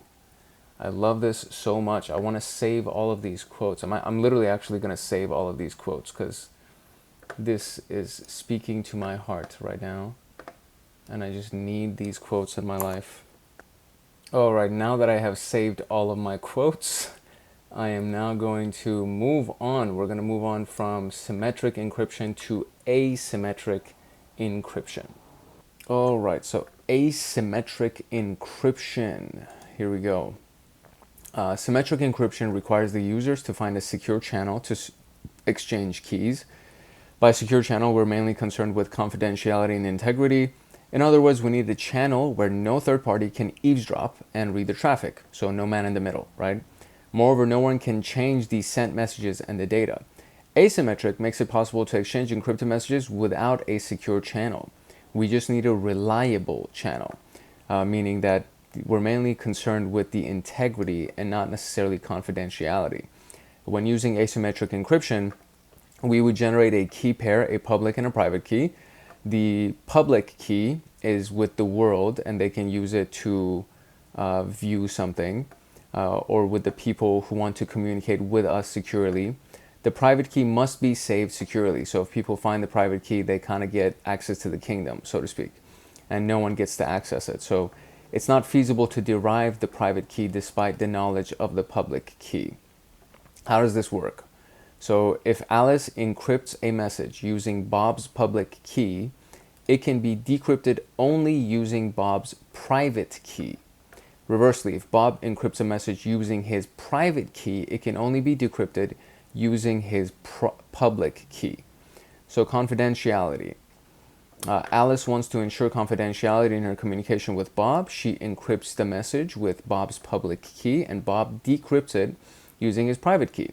Bob's public key is expected to be published on a public database or on his website, for instance. And so a common version of this is the SSL ticket, the certificate that secures a website and turns it from HTTP to HTTPS. And that's like a really well-known one. So if you click on this right here, and if we go over here and it says connection is secure for TryHackMe, and then we go look at, where is it? Click on connection is secure, and then it shows us the certificate is valid. And we look at the certificate, this is basically what they're talking about here. So this is the public key of the certificate. right? And then that's the actual certificate ID or hash. And then the website itself has a private key, and they're not going to give us the private key, but we get our own public key. And so the public key allows us to access this website without any issues and integrity, so on and so forth. So that's like a very common version, like a very well-known version that you may not have known was an asymmetric type of a key, but that's what it is. Asymmetric encryption in this case is the HTTPS SSL TLS certificate that websites use. So Alice uses a plain text, goes through the encryption with Bob's public key, and it turns into ciphertext, and it gets sent into the web. The ciphertext goes over here, and Bob's private key decrypts it, and he gets the plain text message. When Bob wants to reply, he uses plain text, Alice's public key here, and then it encrypts everything, and then Alice uses her private key to decrypt it. So in other words, it becomes easy to communicate with Alice and Bob while ensuring the confidentiality of the messages. The only requirement is that all parties have their public keys available for interested senders. In practice, symmetric encryption algorithms allow faster operations than asymmetric. Therefore, we will cover that later, how we can use that best of both worlds. Integrity, authenticity, and non-repudiation. Beyond confidentiality, asymmetric encryption can solve integrity, authenticity, and non-repudiation. Let's say that Bob wants to make a statement and wants everyone to be able to confirm that his statement indeed came from him. Bob needs to encrypt the message using his private key. The recipients can decrypt it using Bob's public key. If the message decrypts successfully with Bob's public key, it means that the message was actually using Bob's private key because it's a key pair, right? In practice, he would encrypt a hash of the original message, and we'll elaborate that later. Being decrypted successfully using Bob's public key leads to a few interesting conclusions. First, the message was not altered across the way, and this proves integrity of the message. Second, knowing that no one has access to Bob's private key, we can be sure that this message did indeed come from Bob, and it's the authenticity. And because no one other than Bob has access to his private key, Bob cannot deny that he sent the message. So that ensures non-repudiation. So plain text, he uses his private key, and it gets encrypted, and then we use his public key to decrypt the message and access it. So this is one of those things where, like, when you look at Google as a website or Gmail as a website, and to make sure that that's actually their website, you can check their certificate, and you see, oh, this is actually Gmail. But a lot of times, or sometimes, when it's a fake website, then you will notice that either there will be a big error message onto the screen that says, hey, this is, be cautious proceeding forward because this website is not secure, and you think you're going to a very well-known website when they've created some kind of a dummy domain or an identical not an identical domain, but an impersonating type of a domain to try to do that. So it's very important to understand that.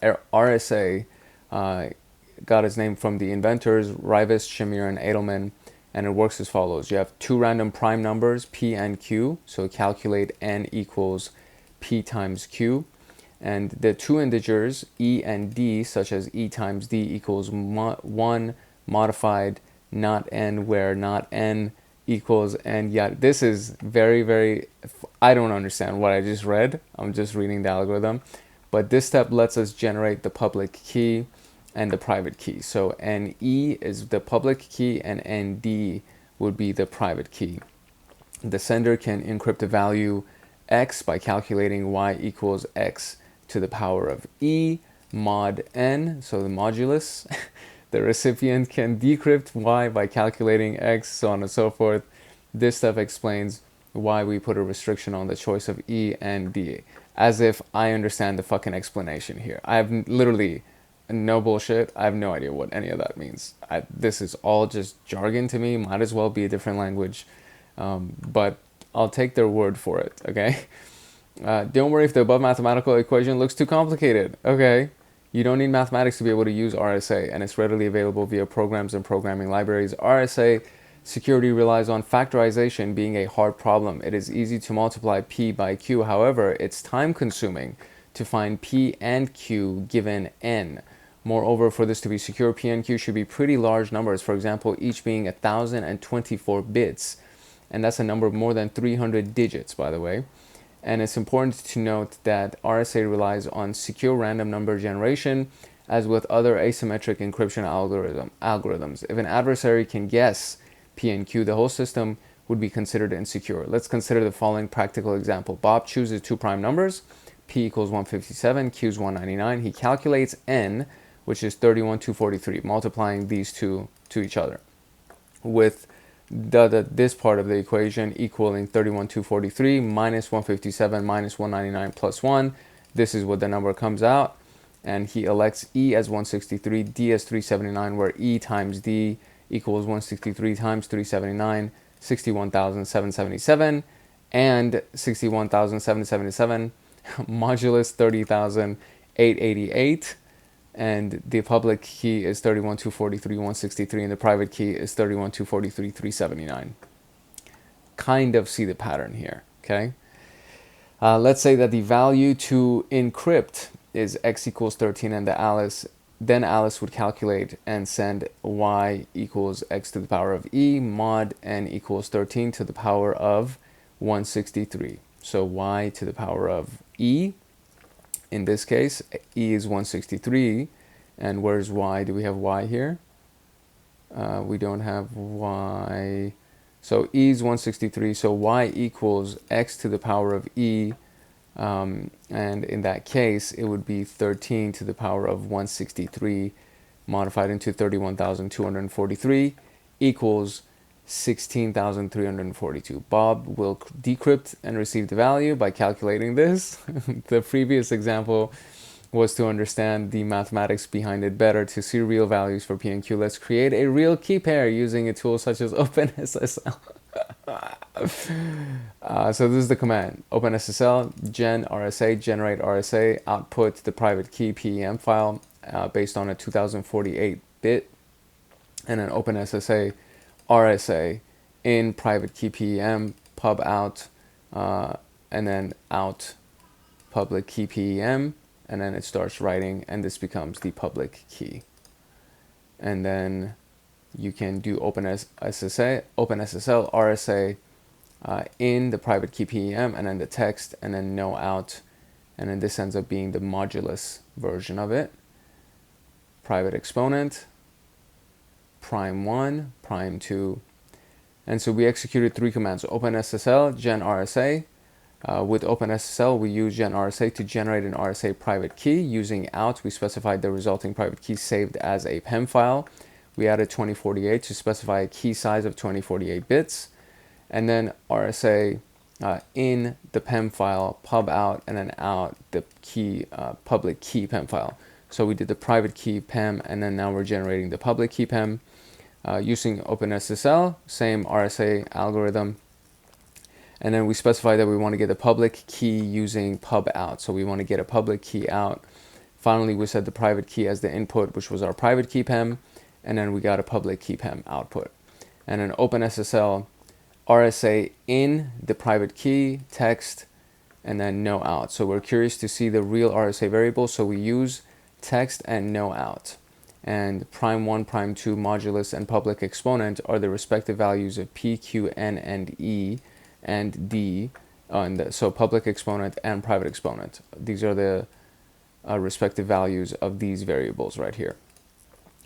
If we already have the recipient's public key, we can encrypt it with the command OpenSSL pkey utility encrypt input plain text, output ciphertext, in key public key PEM file, and then pub in. So we want to use the public key in, and then the recipient can decrypt it by using pkey utility, same thing, decrypt instead. In is going to be the ciphertext, which is right here. In key is going to be the private key, which was, they have it, right? They need to have that. And then the out file is going to be the decrypted text. And then that's what that looks like. So on the attack box, we can find this in our task 3, which I've already opened up. And we can retrieve the ciphertext message sent to Bob from Alice. and find the key that we need in the same folder. What is the first word of the original plain text? So, all right, here's our working files inside of the task 3 directory, and we have ciphertext, private key from Bob, public key for Alex, and public key for Bob. And so right here it says decrypt with Bob's private key. So we're going to be using decrypt as our message here. So it's going to end up being this command from what I understand. So let's try to duplicate that command using the files that we have here.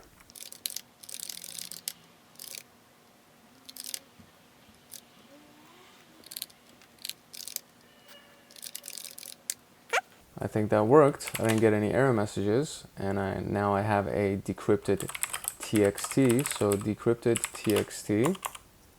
Let's see what that actually reads. It did work. Great. So now it says, what is the first word of the original plain text? And another powerful quote for Miyamoto Musashi. Perception is strong and sight weak. In strategy, it is important to see distant things as if they were close, and to take a distanced view of close things. That is deep as hell. This guy is my new favorite author slash hero slash strategist. I am freaking blown away by this.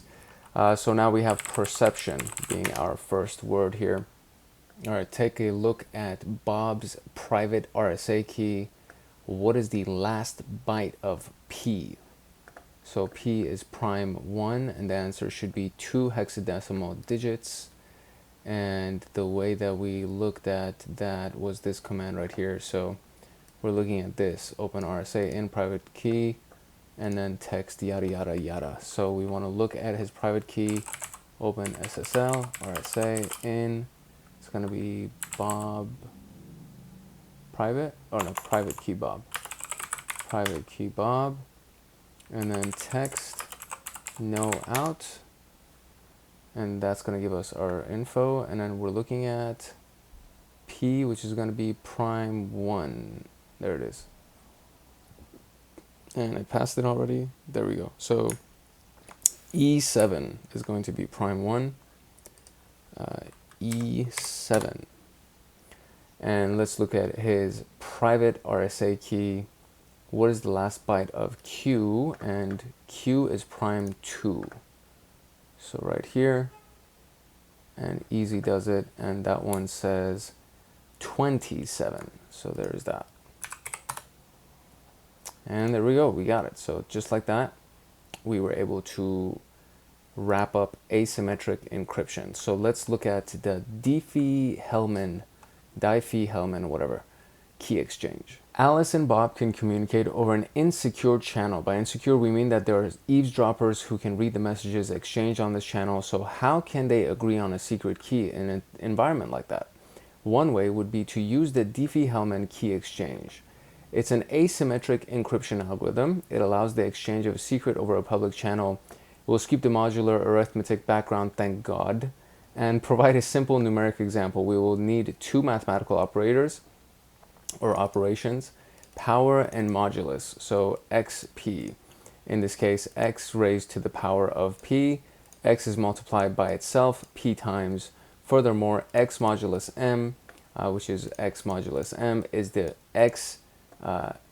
the remainder of the division of x by m. Okay, that's what that means. Okay, I knew that. Jeez, all right.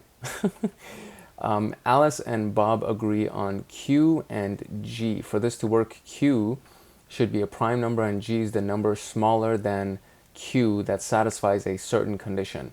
In modular arithmetic, G is a generator. In this example, we take Q equals 29 and G equals 3. Alice chooses a random number, A smaller than Q. She calculates A equals G to the power of A modulus Q. The number A must be kept a secret. However, A is sent to Bob. Let's say that Alice picks the number A equals 13 and calculates A 3 to the power of 13 modulus 29 equals 19 and sends it to Bob. Bob picks a random number B smaller than Q. He calculates B equals G to the power of B modulus Q. Bob must keep B a secret, the lowercase b, not the uppercase b. And however, he sends B, the uppercase B, to Alice.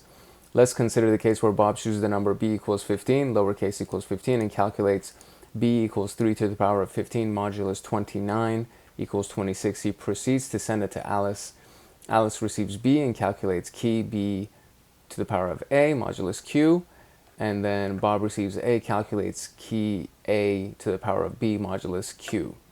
And they both end up being 29 equals 10 essentially. So, or not 29 equals 10, is 26 to the power of 13 modulus 29 equals 10. 19 to the power of 15 modulus 29 equals 10. So we can see that they reach the same key, although an eavesdropper has learned the values of Q, G, A, and B. They won't be able to calculate the secret key that Alice and Bob have exchanged. The above examples are summarized in the figure below. If you want to, pause this and go through this, you're more than welcome to. But I'm pretty much done with arithmetic right now. Although the numbers we have chosen make it easy to find A and B, even without using a computer, real-world examples would set a queue of 256 bits in length. In decimal numbers, that's 115 with 75 zeros to its right. I don't know how to read that either, but I was told to read it as 115 quattuorvigintillion. Yikes. Such a large queue will make it infeasible to find A or B despite knowledge of Q, G, A, and B. They're talking about the lowercase a or b. So it's infeasible to find lowercase a or b even though you know the rest of the variables.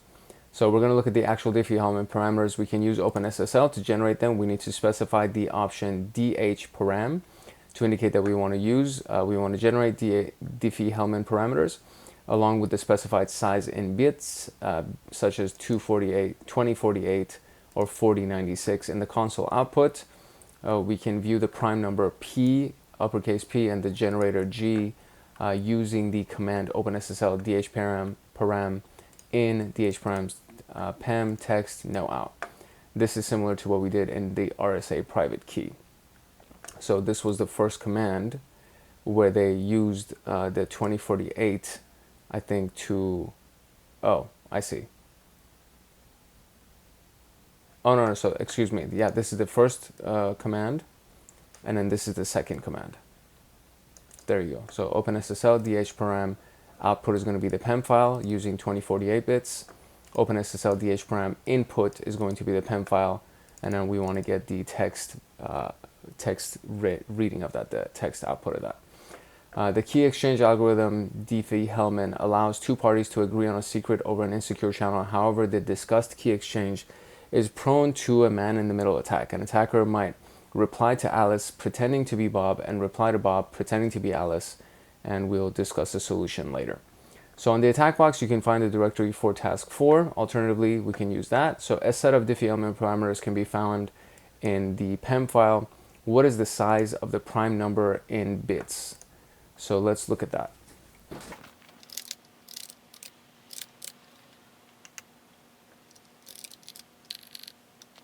Okay, so here is our PEM file. So let's do this little command here, OpenSSL. And there is our info, and we're looking for the size of the prime number in bits. So let's see if I can find that here. And it's right there. Oh, damn it. It went by again. There we go, 4096. And what is the prime number's last byte, which is the least significant byte, and it is this thing down here, which is 4F. And there we go, we got it. So this one was a fairly short one. So Diffie-Hellman key exchange is done. Let's go into hashing. Hashing, a cryptographic hash function, is an algorithm that takes the data of arbitrary size as its input and returns a fixed size value. So we've talked about this a lot, so I'm not going to spend too much time on this.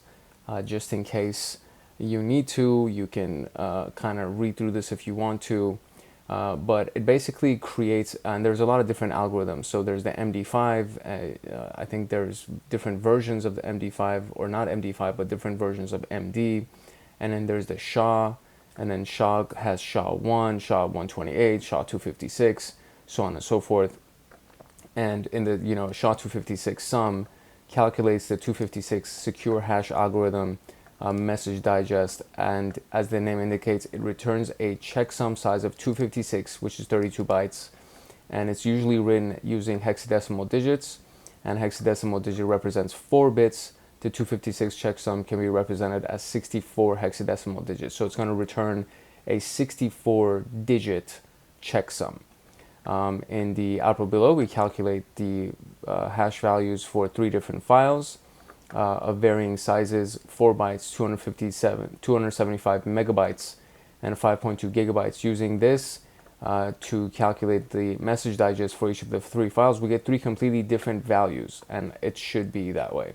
It's worth stressing that the length of the resulting message digest or chunk sum is then the same, and it doesn't matter how big or small the actual file is, and it'll change if even if literally a dot is added to the context of that file, or if the name of the file changes by 1 character, the hash value changes completely.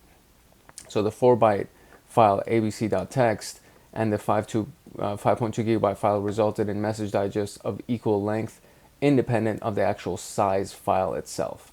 So we do ls to see what the files are, and then these are the files right here, and it gives us the sizes of the files. And so you just run it, right? SHA-256 sum for everybody. So if you just do the asterisk command, it just does everything inside of the directory that you're at. And so you see ABC has a different value, Debian has a different value, and Win11 has a different value, but they're all the same size. So these are all 64 characters, right? So that's what's kind of important to take away from this. So why would we need such a function, right? Storing passwords, instead of storing passwords in plain text, a hash of the password is stored. Consequently, if a data breach occurs, the attacker will get a list of password hashes instead of the original passwords. And passwords are also salted, and we'll talk about that in a little bit.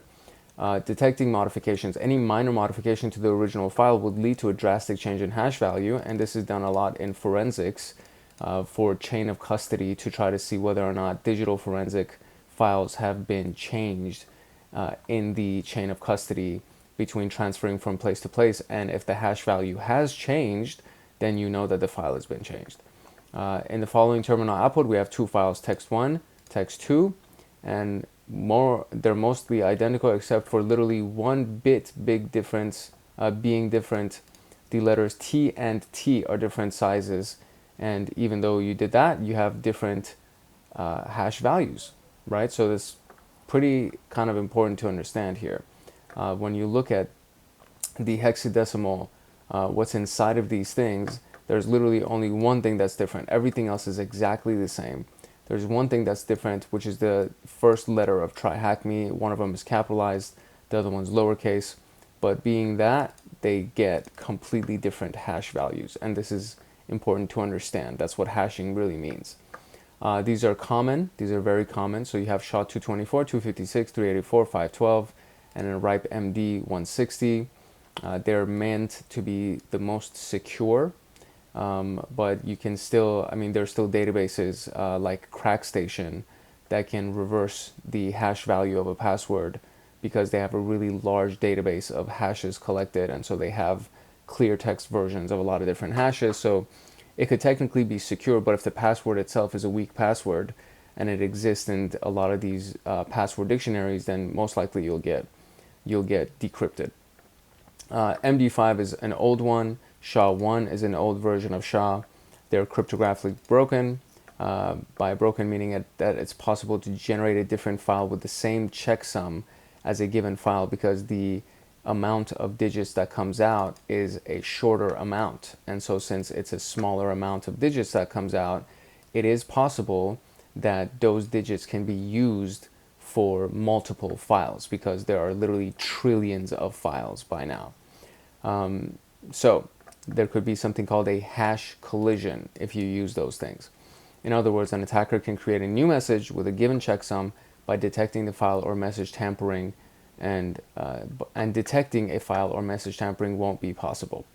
Then we have HMAC, which is hash-based message authentication code, and a message authentication code is a message authentication code that uses a cryptographic key in addition to a hash function. So it's a little bit secure, or more secure. According to RFC 2104, HMAC needs a secret key, an inner pad, also called an iPad, and an outer pad, considered an OPAD. And the secret key, and then there's both of these are the constant strings, and it uses 0.36 repeated B times for the iPad. The value of B depends on the chosen hash function, and then it does 0 times 5C or 0x5C repeated B times for the OPAD. And calculating HMAC follows these rules. Append zeros to the key and make it of the length of B to make sure that the length matches the actual iPad. Using bitwise exclusive OR, which is XOR, represented by calculate key iPad. Append the message to XOR output from step 2. Apply the hash function to the resulting stream of bytes using XOR calculate key in OPAD. Append the hash function output into this, and then apply the hash function to the resulting stream in step 6. And again, this is over my head. Okay, so if you've never done anything with hash values and things like that, I don't expect you to understand this. They're just saying this so that you can understand the complexity of these things and understand why these things are used for security and encryption. You know what I mean? So the figure above represents these steps expressed in the following formula. And then to calculate HMAC on a Linux system, we can use any of the available tools. HMAC 256, SHA-224 HMAC, 256, 384, 512 HMAC. So these are different connections to the SHA algorithm, as you can see. And then the secret keys added after the option key. And we see an example below. So HMAC 256, and then you have, this is the key itself. And then you have message text, key, message text, and then SHA-256 HMAC, message text, key, message text, key. So we're going to use room task 5 to answer these questions. And let's first go into task 5. All right, so here are the files that are inside task 5's folder. And so the first one is, what is the SHA-256 checksum of order.json? So very simple. We're going to literally just do SHA-256 sum and then order.json. That's it. And there is our hash value. And we're going to copy that. And that's it. This is fairly easy. Hash values are kind of easy to mess with. So open the file JSON and change the amount from 1000 to 9000, and what should be the new hash value. And this is, by the way, hash values stay the same across all time as long as the file isn't altered. And so if you do alter it in the same way, it'll also stay the same hash value. So that's a good thing to know as well. So we're going to, what does it say? Open the file, order.json. And then from here, we're going to change the amount from 1000 to 9000. There we go. And then we're going to save it, exit out, go right there. And now we are going to do the same command, literally SHA-256 sum, order JSON. And look at that, the hash value completely changed. Copy, and there you go. Voila. By the way, I mentioned in the very first video of this series in the Security Engineer that, you know, there's a prerequisite room that was covered, which was the pre-security room. And inside of that, or the pre-security pathway actually, inside of the pre-security pathway, there was a bunch of things that you need to know as a prerequisite to be able to go through these things. And one of them is Linux fundamentals. And inside of Linux fundamentals, there's tools like Nano that you need to know how to use. And I didn't explain what I just did by opening Nano and then modifying and then saving the file, so on and so forth. So I'm assuming that you know how to do that already. And if you don't, I do recommend you either go and Google how to use Nano. There's a lot of different videos that I've done that cover Nano in it. Unfortunately, they're not time-stamped or in the descriptions of any of the videos, so you can't really find them by doing a search. So I do recommend that you learn some basics about Linux fundamentals and how to use Nano. There are some Linux fundamentals rooms though, videos on this channel, so you can at least use those videos to learn about the various tools and command line etiquette of Linux.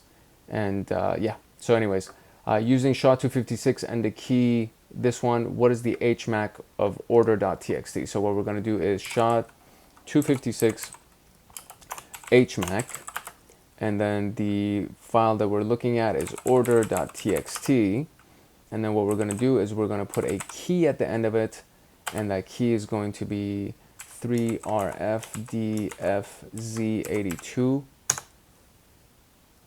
SHA-256 HMAC not found. What does that mean? What? Okay, that one worked. For whatever reason, SHA-256 HMAC does not exist on this machine. So instead I used HMAC 256, and then I put the key right after it, and then the txt file. So let's see if this is actually the correct hash value that we're looking for here. Hopefully it is. Okay, that worked. Very good. All right, so we got it. And that was our task on hashing. So let us move to PKI and SSL TLS. PKI and SSL TLS.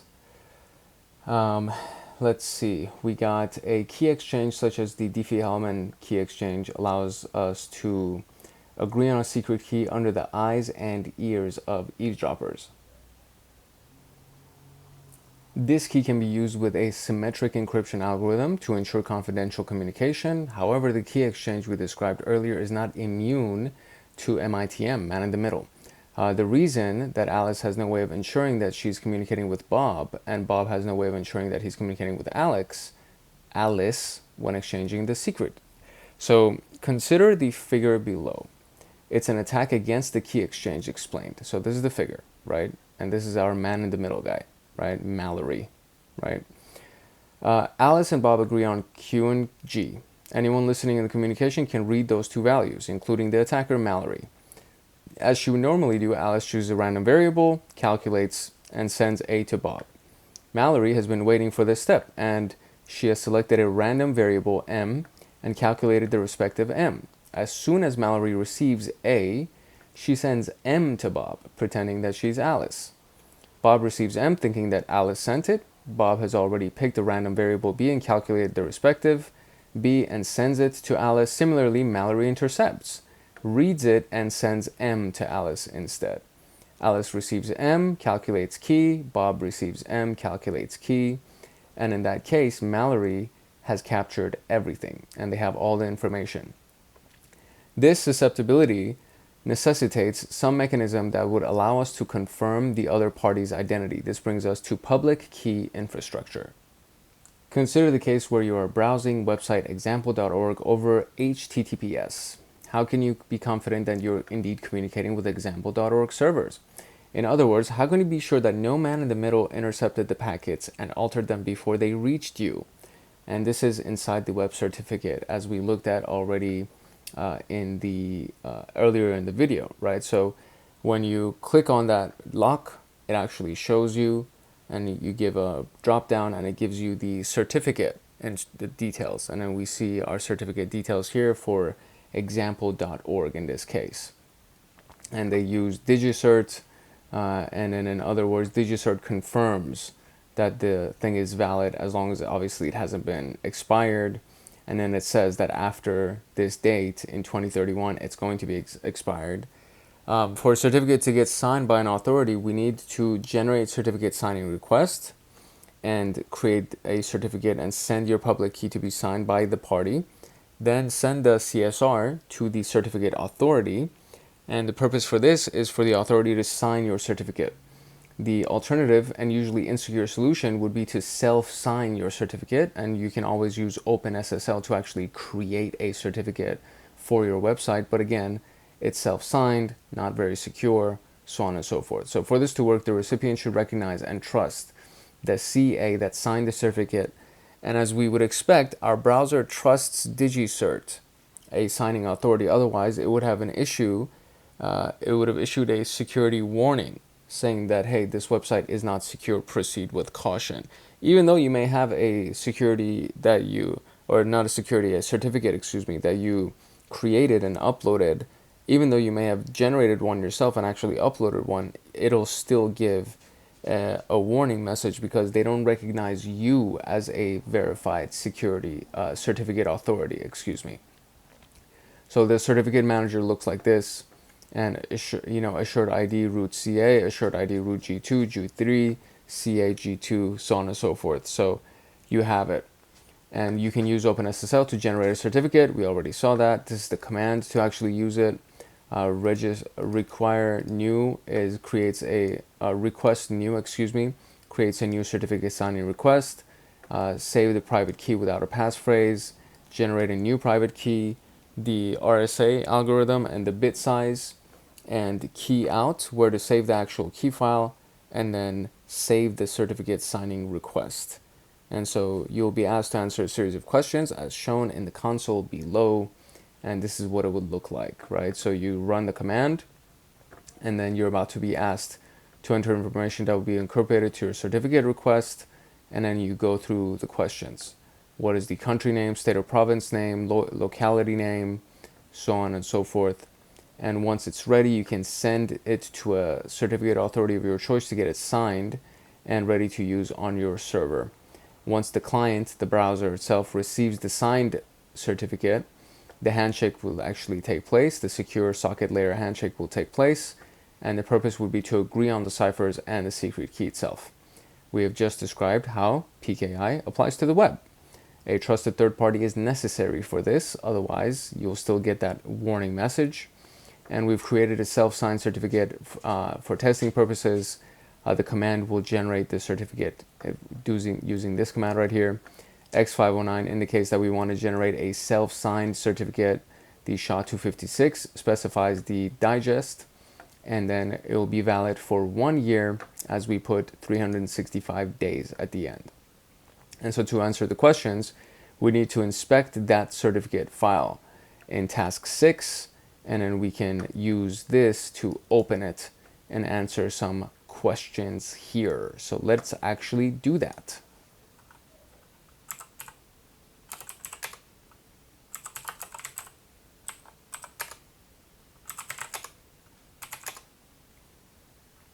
So there are our two files here. And so first we want to do the certificate. So we have a key PEM and a certificate PEM. So we're gonna run this command right here. And I could literally just do, we're looking at which one? Yeah, they want us to actually, literally, I'm just gonna copy paste this. So I'm gonna go here, paste it, and it should just give me, there it goes. I didn't even have to press enter. So let's kind of open this up a little bit. There's the beginning and end of the certificate, and then we have our signature algorithm here, so on and so forth. So first, okay, let me see. What is the size of the public key in bits? So let's go find that real quick. All right, towards the very top, we got it right here. So 4096 is going to be our key size, and then till which year is this valid? So, and it's right here. So it's not good before August 11th, 2022, and it's not good after 2039. So that is the year for the expiration. And just like that, we are done. So now we can move on to authenticating with passwords. So how can cryptography help increase passwords? And so public key something something and SSL, we can communicate any server with any server and provide our login credentials while ensuring that no one can read our passwords as they move across the network.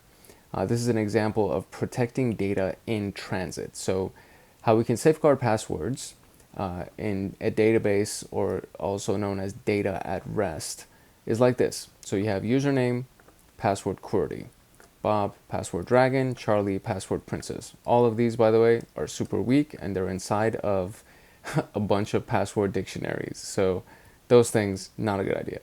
But when you use a hash algorithm, and in this case, this is the MD5 sum of these passwords, it looks like this. So it's no longer a clear text thing. You actually just see hash values, which is safer than having a clear text storage of that.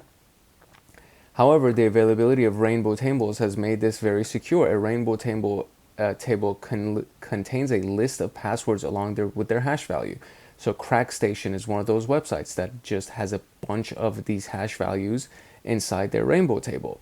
And the attacker only needs to look up the hash to recover the password. For example, it would be easy to look this up because it exists on CrackStation. So I'm literally going to do this just to show you. We're just going to go to CrackStation. I've used it so frequently. We just paste the hash value for Alice and crack hash, and look at that. It's right there.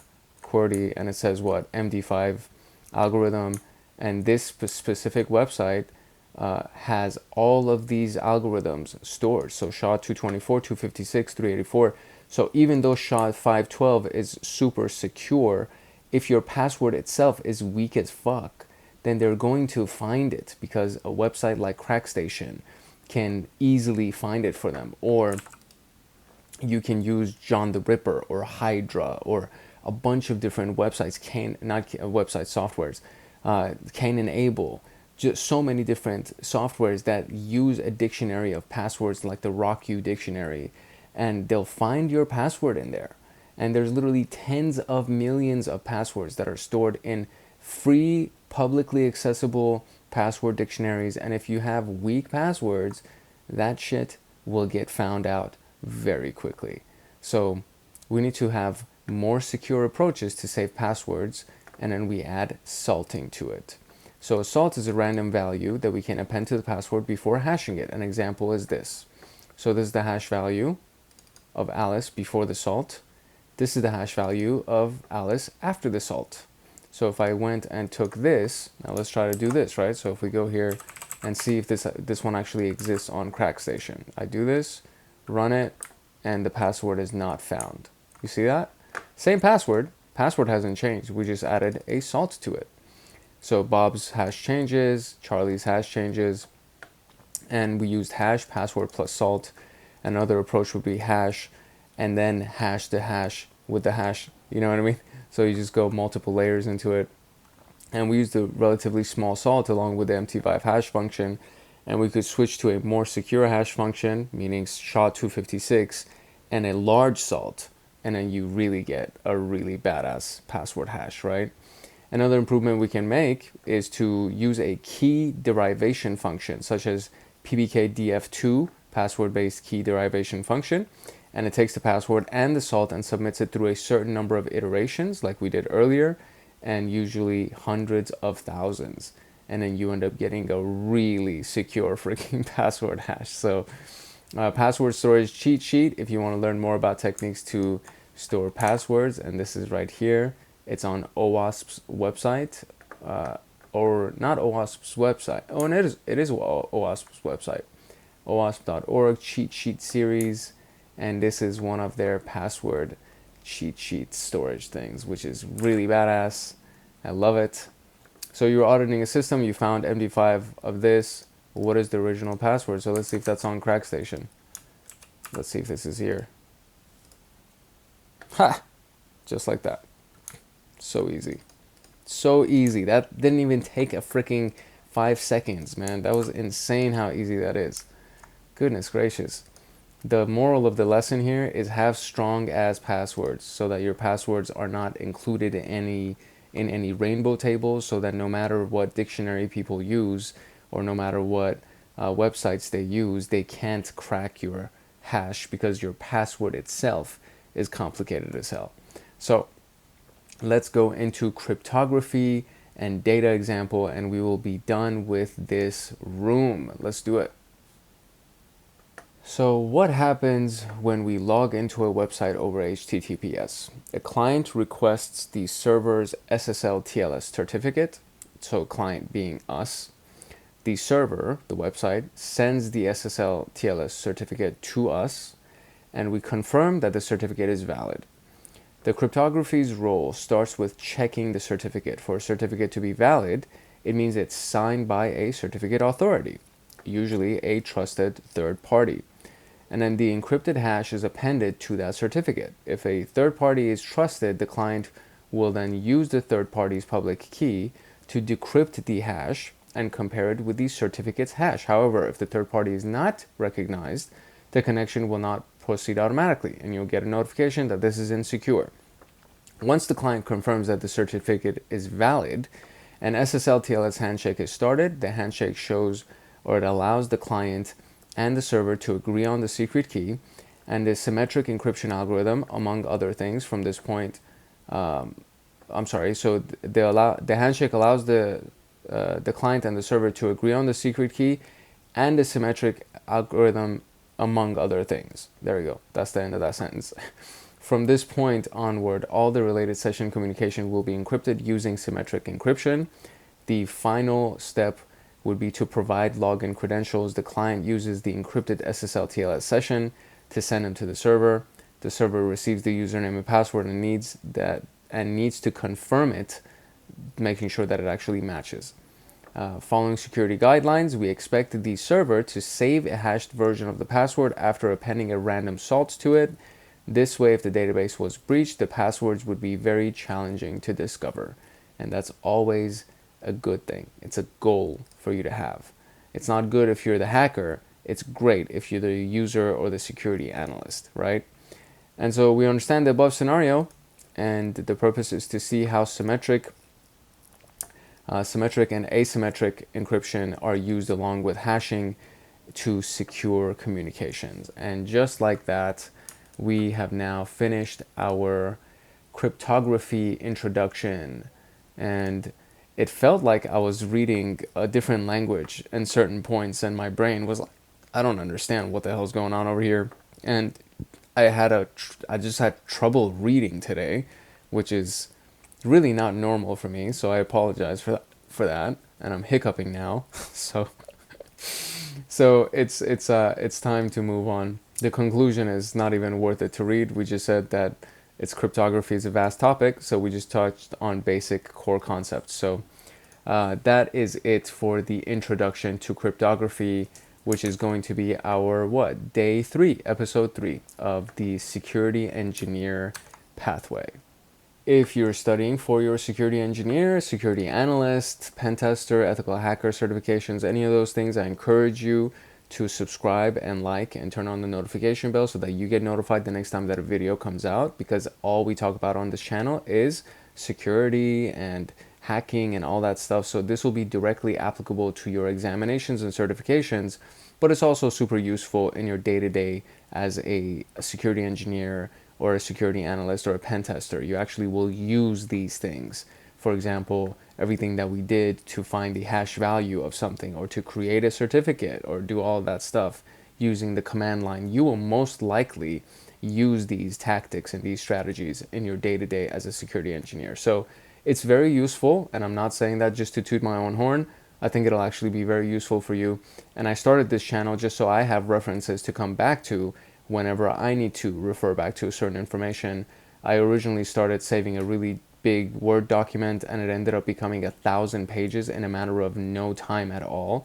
And you can't sift and sort through 1,000 pages that easily, because it just becomes harder and harder to load the bigger that the file gets. So I didn't want to deal with that. I just wanted to be able to go to a video, go to the timestamp in the video, and find what I wanted. And so that's why I started this channel. So I'm making it so that it's useful for me, and I know that it's going to be useful for you.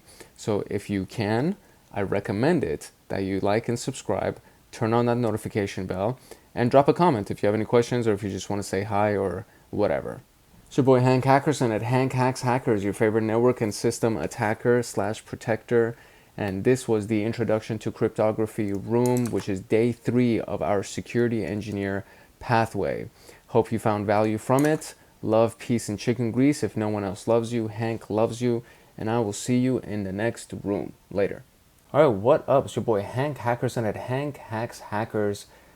This is day 4 of the security engineer, or episode 4 of the security engineer pathway that we're on, which is going to be identity and access management. This is part of the Introduction to Security Engineering module for security engineer pathway in TryHackMe.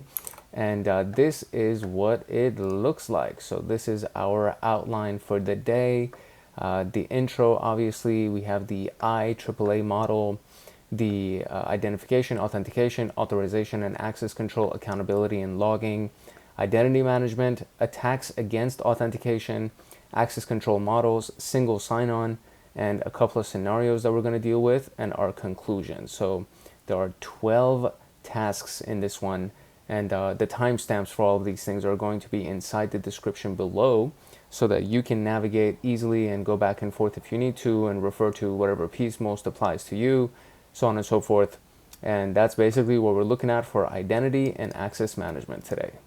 If you're studying for your security engineer or security analyst or pen test plus, ethical hacker, any of those things, I do encourage you to like, subscribe, and turn on that notification bell, because the only thing that we talk about on this channel is security, cybersecurity, ethical hacking, pen testing, all that good stuff.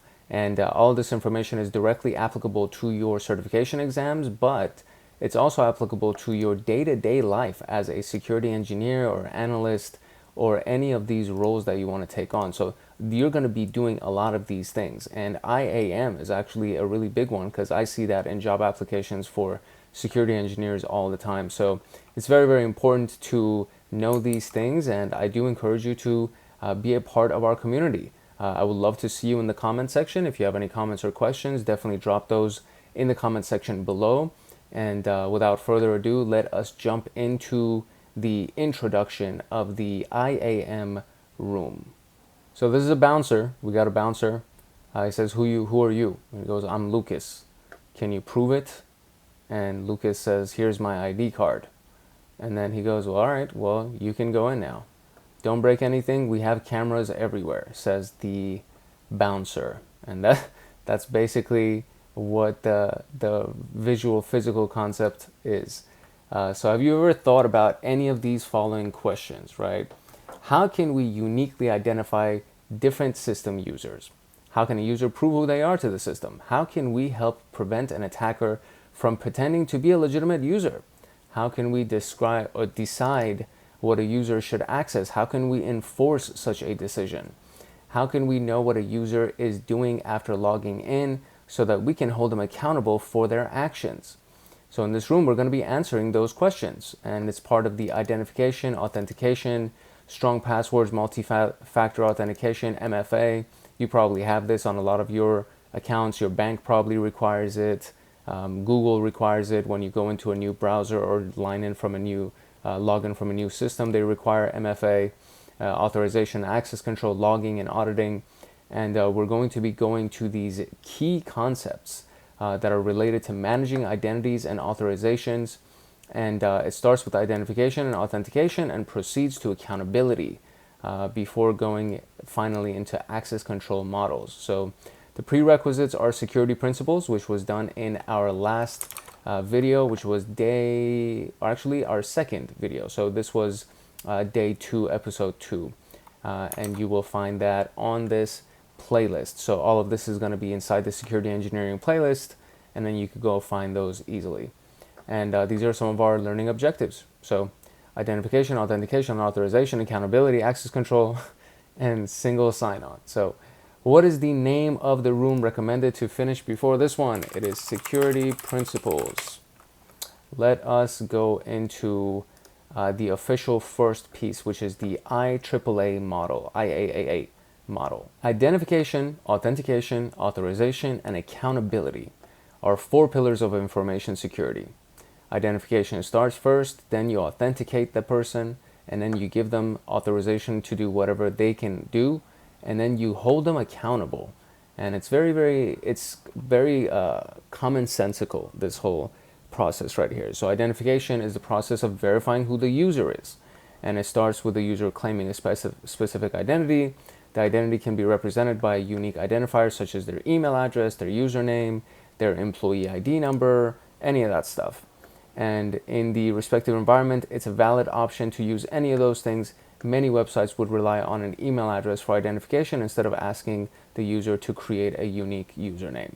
Authentication is ensuring that the user is actually who they say they are. So you ask them for their password, for example, or you ask them for their thumbprint when you're accessing some like a phone. Some phones have, or Android phones, Samsung phones, a lot of them have a thumbprint. iPhone has a face scan, and the fingerprint is on a MacBook. There's a lot of different ways that you can do it. So because of password weaknesses, many other methods such as asking users to type the code sent to their email, that would be two-factor authentication or multi-factor authentication.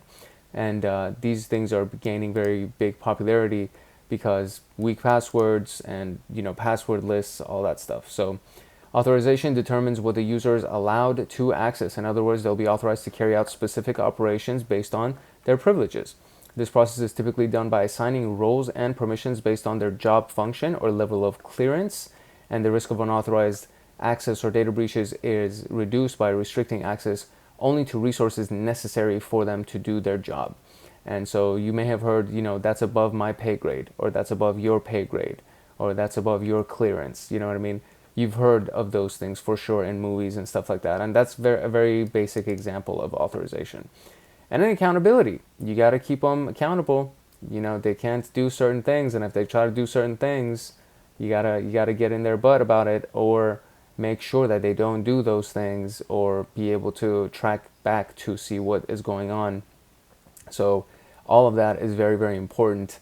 And accountability comes down to essentially ensuring that the person doesn't give. I mean, there's a lot of different versions of it. I don't even want to go into too big of a rabbit hole here, but don't give away your password. Don't access certain things that you're not supposed to do. Don't break the computer, or don't break the glass. Or accountability can be a lot of different things. Don't leave the door unlocked when you leave the building. Don't leave your key card somewhere. Like, a lot of that stuff falls under accountability. So IEEE helps prevent unauthorized access, data breaches, and other security incidents. By implementing these best practices, we can protect sensitive information and resources from internal and external threats. So this is what we're going to be looking at in the following tasks here. And now we are going into these questions. So it says you're granted access to read and send an email. What is the name of this process? So this would be authorization. And they have misspelled authorization, I think. Which process would require you to enter your username? And that would be authentication. Oh, really? So maybe identification. Yeah, authentication is your password, my bad. So although you have write access, you should only make changes if necessary, and that is called accountability. All right, so there we go. Moving on to identification. Identification is how a user or a process or a system claims a specific identity. And we can look at a few different things. One is an example of our everyday life here. So it says, let's say you're invited to a party and you start socializing. Someone asks you, hey, what's your name? And most likely you'll tell them your real name. After all, you're there to have a good time and make friends, right? Wait a minute, you can also make up a name or pick something from your favorite movie and answer with something like Thomas Anderson. We actually do this a lot. So some of my friends, when we go out, we don't give away our actual name. And girls do this all the time too. When you go out, they make up some kind of a fake name, and instead of giving their actual name, because you never know who you're dealing with, right? And sometimes it's easier, like you become more confident when you assume an identity. So anyways, either way, the person would not ask for your ID to prove your identity. It's just a socializing event. Identification can be through a username. A username can be various forms. For instance, Thomas Anderson might be T Anderson, Thomas A, Thomas01, TA001, or even Neo. Hello, Mr. Anderson. I thought his last name was Henderson, not Anderson. Anyways, so Neo, the one, right? It all depends on the organization and the platform. So Identification can also be something like your national ID number, student ID number, passport number, mobile telephone number, any number unique to the user might be used for identification. Many websites ask for an email address for registration because a user's email is guaranteed to be unique. This separates the user from trying to find a unique username and remembering it. And so these are a variety of different identifications for Maria. And so let's look at another example. You just start going to a gym, receptionist asks you for your name. You might reply with a name from your favorite movie. However, the receptionist is going to ask for your ID this time because they need to verify you. So why would they do that? To confirm that you are who you're claiming to be, authenticating you. And they don't want to let some random guy enter their gym and proclaim the name of their paid subscribers. If anyone can enter and claim to be a subscriber, the gym owners won't be able to have a profitable business. So without proper authentication, severe damage can occur. Consider the case of someone claiming a fake identity when taking a loan from the bank. In the IT world, without authentication, anyone could access your email if they knew your email address. Most systems cannot function properly without proper authentication. Systems are not limited to computer systems that include banking systems, hotel reservation systems, flight systems, and a bunch of other things. So which of the following cannot be used for identification? And that would probably be your year of birth, because there's going to be a lot of people born on that year. Which of the following cannot be used for identification? Phone number probably could be. Street number, maybe not. Health insurance card number, probably. Student ID number, probably. So we're going to do street number. And there you go. We got identification out of the way. So let's talk about authentication now. The process of verifying the identity of a user or system is authentication. So we're going to go to the gym example. Receptionist only allows subscribed members. How is this achieved? In the analog world, they ask for your gym membership card, assuming that the gym provides one to the subscriber. Now it's usually it's one of those QR codes that you scan when you go in. You can also give them your phone number, right? Your gym card, along with your photo and relevant gym subscription details. The receptionist can confirm your identity by checking your card. The authentication problem is solved unless someone finds a way to counterfeit the card, and that's another problem.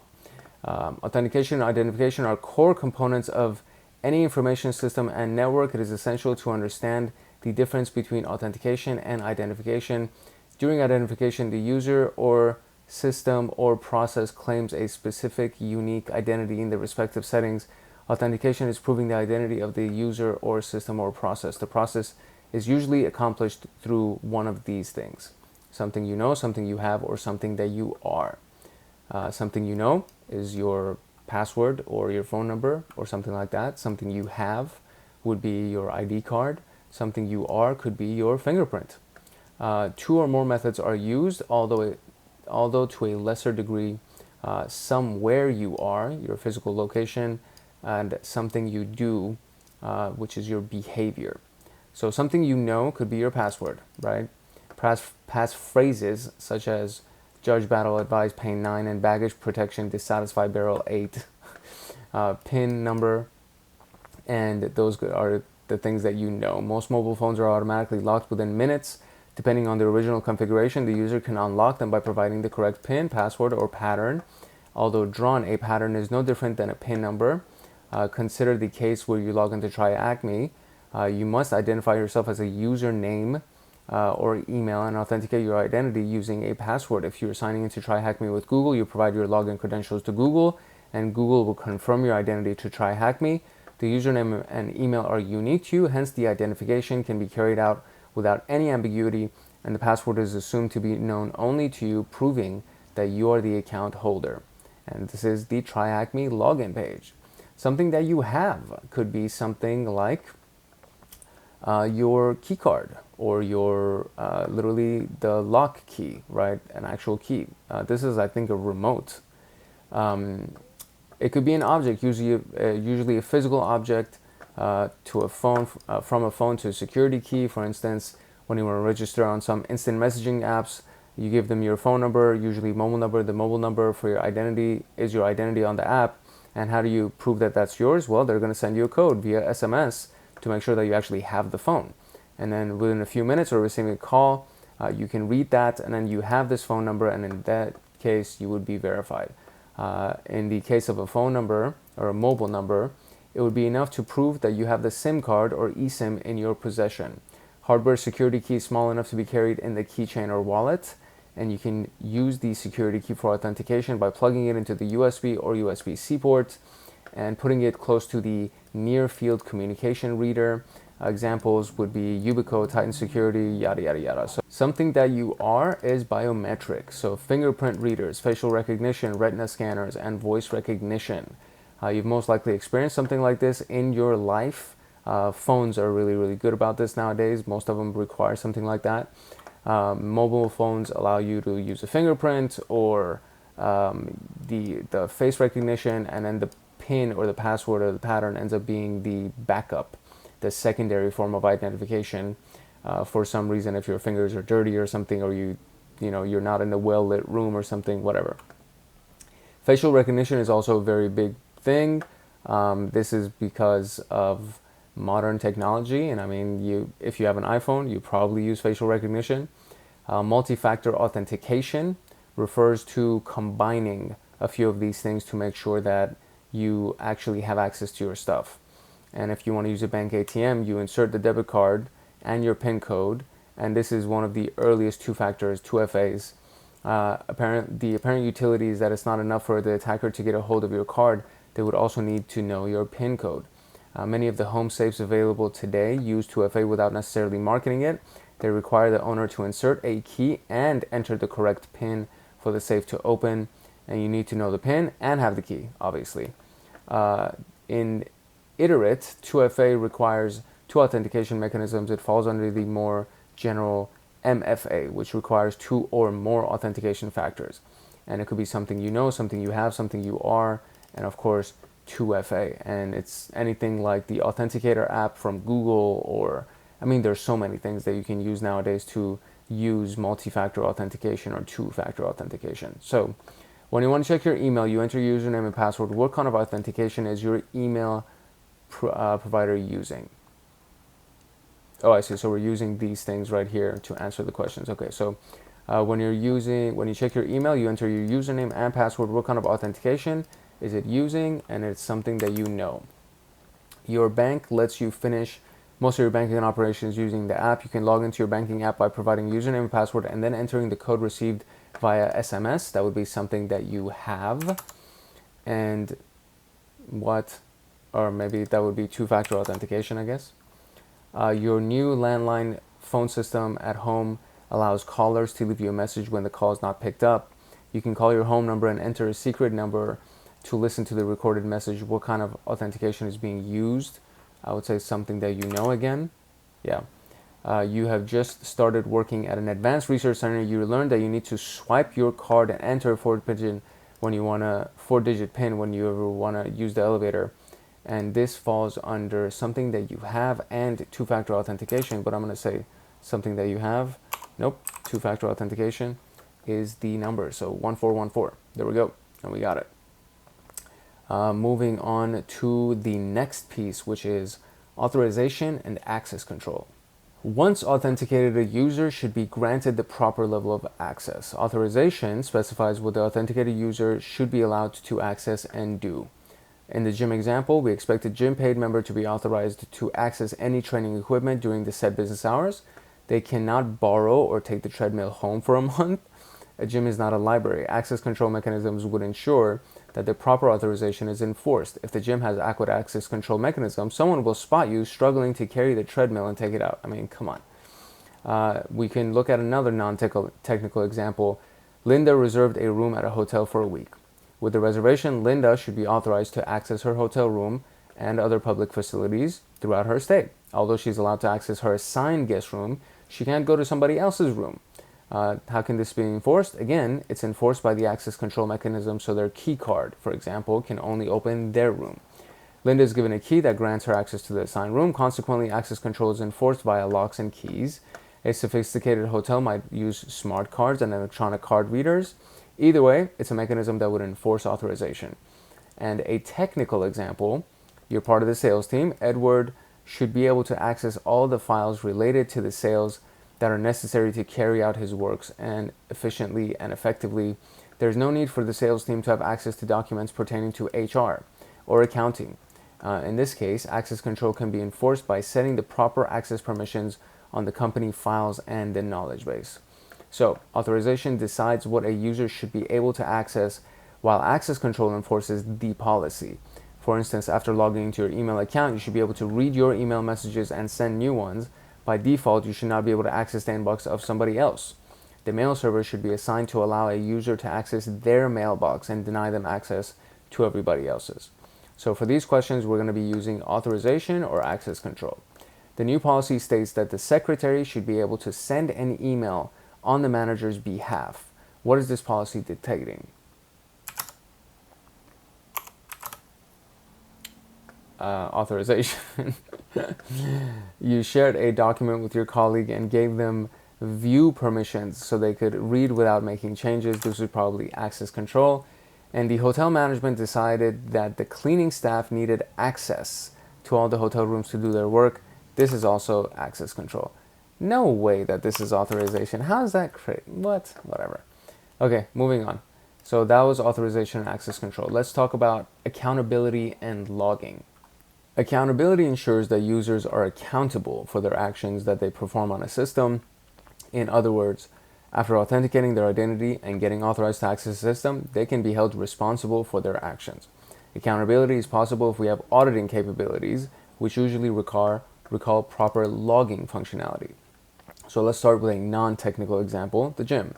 You have a gym membership, you go thrice a week. Now that you're a regular there, the receptionist recognizes you and does not ask you for your membership card. It's like you're always logged in at the gym.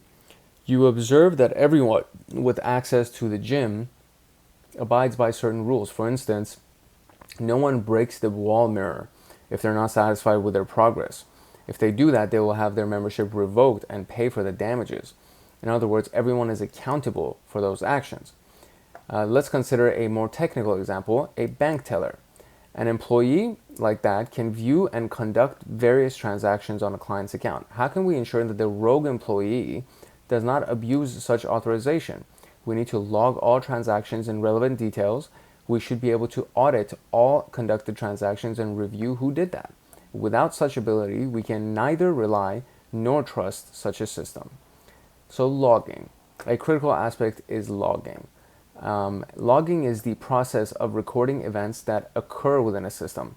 The process includes user actions, system events, and errors. By logging user actions, an organization can maintain a record of who accessed what information and when. This is vital for regulatory compliance, incident response, and forensic investigations. With a comprehensive logging system in place, an organization can trace the actions of any user, identify any anomalies or unauthorized access, and take appropriate action. If an unauthorized user attempts to access sensitive data, the logging system can generate an alert to notify security personnel. Logging can also help organizations detect and respond to security incidents. By analyzing log data, security teams can identify patterns of suspicious activity, such as repeated failed login attempts or unusual access patterns. This information can then be used to investigate and respond to potential security threats. Because accountability is a crucial component of any secure infrastructure, proper care should be taken to ensure that logging is performed properly and securely. Furthermore, depending on the security requirements, logs should be tamper-proof. The reason is that you don't want the attacker to delete or alter the logs and hide their actions on the network. This is why it's a good practice to set up a separate logging server with one task: receive and store the logs securely. Hence, we have log forwarding. Log forwarding is the process of sending log data from one system to another. This process often aggregates log data from multiple sources into a central location like a SIM. Look at that right here. It's the next thing that we're going to do. So security information and event management is a technology that aggregates log data from multiple sources and analyzes it for signs of security threats. SIM solutions can help organizations identify anomalies, detect potential security threats, and provide alerts to security teams. By integrating logging and SIM, organizations can better understand their system and network activity and oversee potential threats. It enables organizations to identify and respond to security threats more effectively.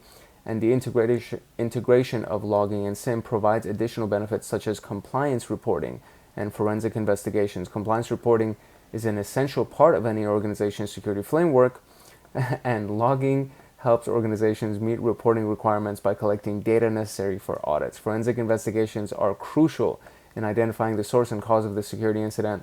Logging and SIM solutions enable the organization to conduct forensic investigations by providing a detailed system and network activity history.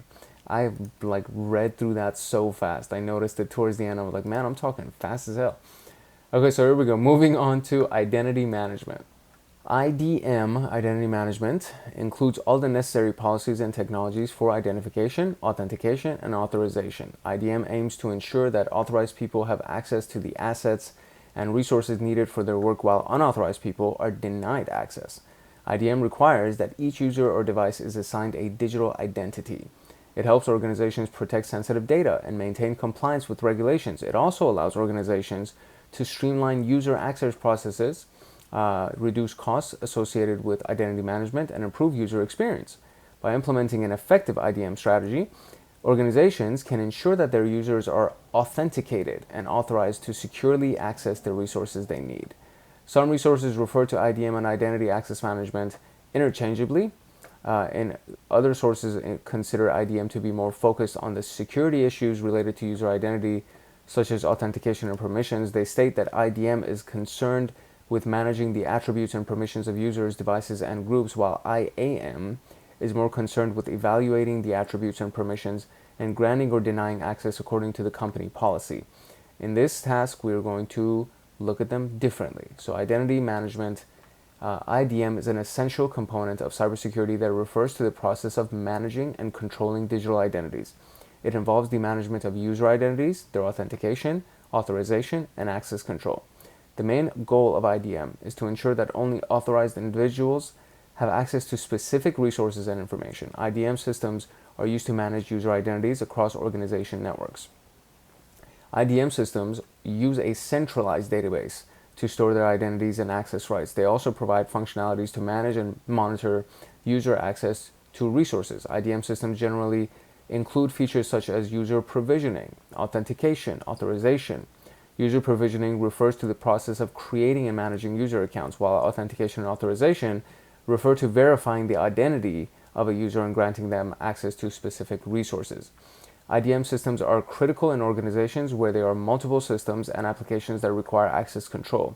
They help to simplify the management of user identities, reducing the risk of unauthorized access to resources. In addition, IDM systems provide a single point of reference for user identity management, which makes it easy for organizations to manage user access rights. IAM, identity and access management, it's a more comprehensive concept than IDM. It encompasses all the processes and technologies to manage and secure digital identities and access rights. IAM systems include a variety of functions: user provisioning, access control, identity governance, compliance management, and they ensure that only authorized users have access to specific resources and data, and that their access is monitored and controlled. IAM systems provide a comprehensive solution to manage and secure access to resources in an organization. They integrate with multiple systems and applications, providing a centralized view of user identities and access rights. IAM systems use various technologies to manage access, including role-based access control, multi-factor authentication, and single sign-on (SSO). IAM systems help organizations comply with regulatory requirements such as HIPAA, Grand Data Protection, I think regulation, that's what that is, GDPR, payment card information. They provide functionalities to manage the lifecycle of user identities, including onboarding, offboarding, access revocation. In addition, IAM systems allow organizations to track and audit user activity, which helps to prevent security breaches and ensure compliance with industry regulations. IDM and IAM are essential components of cybersecurity. They ensure that only authorized individuals have access to specific resources and information. IDM systems manage their identities, while IAM systems encompass broader functions to manage and secure digital identities and access rights. So, IDM is identity management, And IAM is identity and access management. And we are now done with this one. So let's go to attacks against authentication. Authentication in the analog world. Let's say that you belong to a horse riding club. The club reserves a local restaurant for a weekly meeting. You can chat about your adventures while enjoying your favorite plate.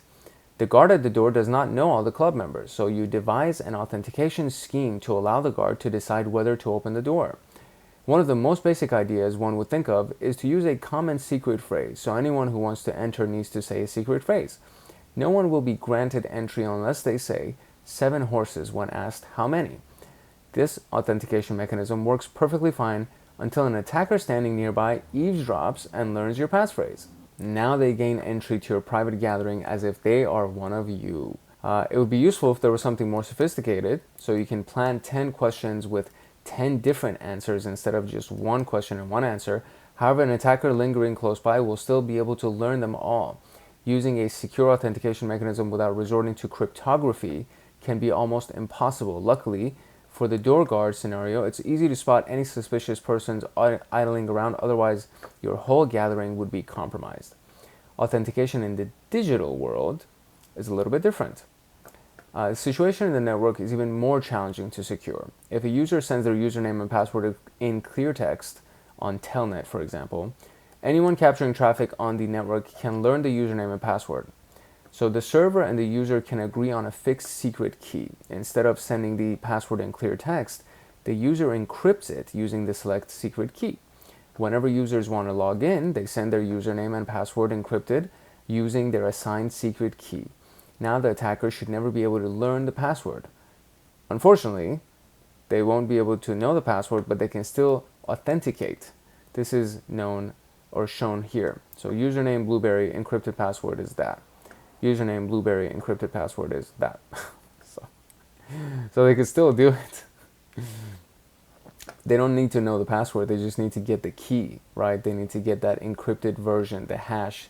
There's something called pass the hash attack, that you don't necessarily even need to know the password. As long as you have their password hash, you can just pass that over and log in. So making the challenge response unique. So an encrypted password that is always the same value is easy to circumvent. We need some mechanism to ensure that the response won't be reused repeatedly. One approach would be to use the current time and date as part of the response. In other words, the user would send an encryption of the current time and date along with the password. Although this requires both parties to synchronize their clocks, it ensures that the response is only valid for a brief time, usually milliseconds. This task aims to shed some light on this, and many other vulnerabilities can make their way into authentication protocols, so we're not going to talk about it in this room. The attacker could authenticate using a user's response when the authentication protocol required a password encrypted with a shared key. What is the name of the attack? Right here. A replay attack.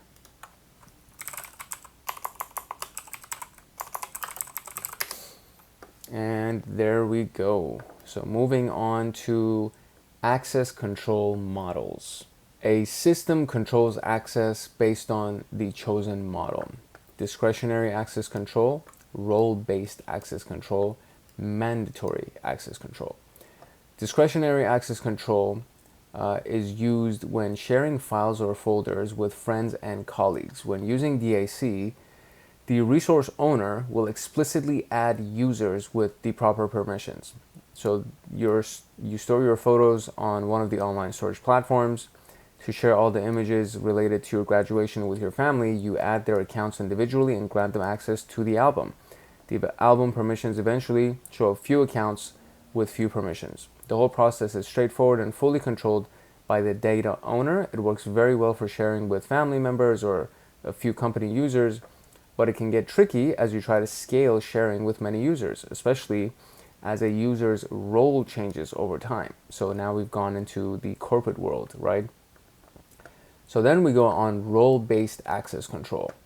It uses a very intuitive approach. Each user has one or more roles or functional positions. Furthermore, they are authorized to access different resources based on those roles.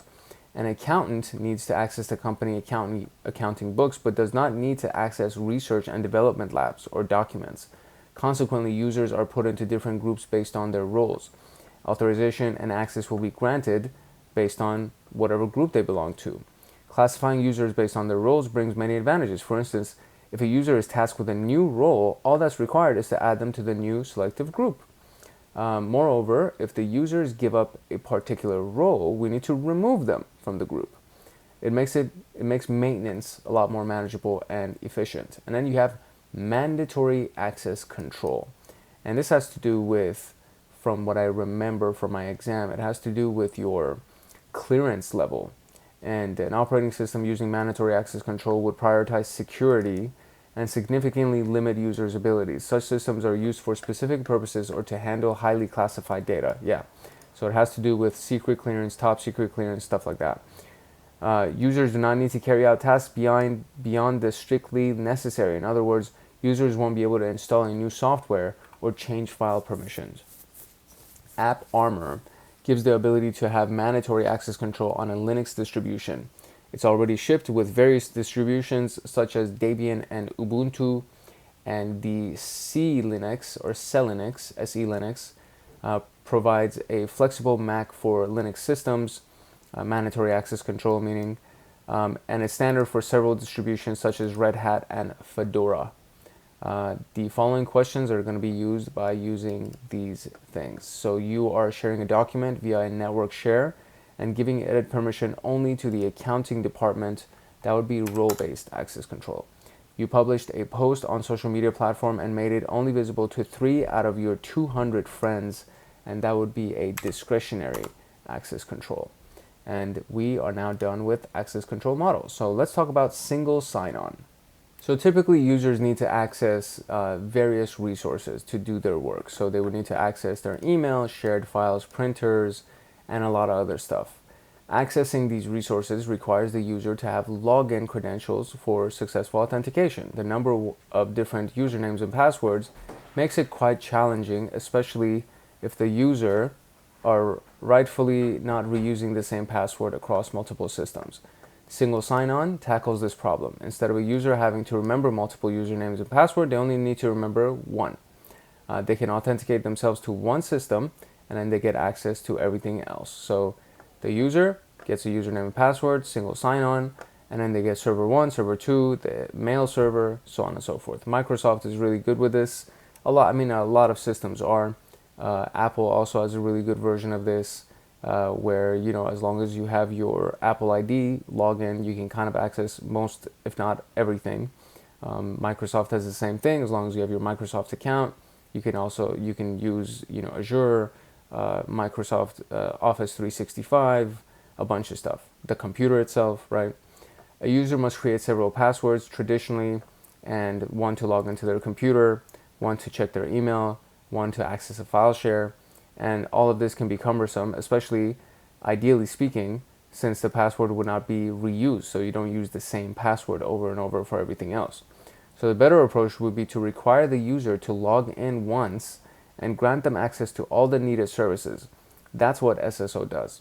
So SSO allows organizations to authenticate users once before granting them access to the resources required for the work. We can achieve many advantages from this, and this would be a couple of them. You have one strong password. To remember a single strong password is easier than having them to remember 10 strong passwords. Easier multi-factor authentication. To every different service is a humongous task to add MFA. So with single SSO or SSO, MFA needs to be enabled and configured once. And simple support. Support requests like password reset become very simple because it's just one account. And efficiency, user doesn't need to log in every time that they want to access a new service. They just log in once and they have access to everything. So that is it. So single sign-on is what SSO stands for.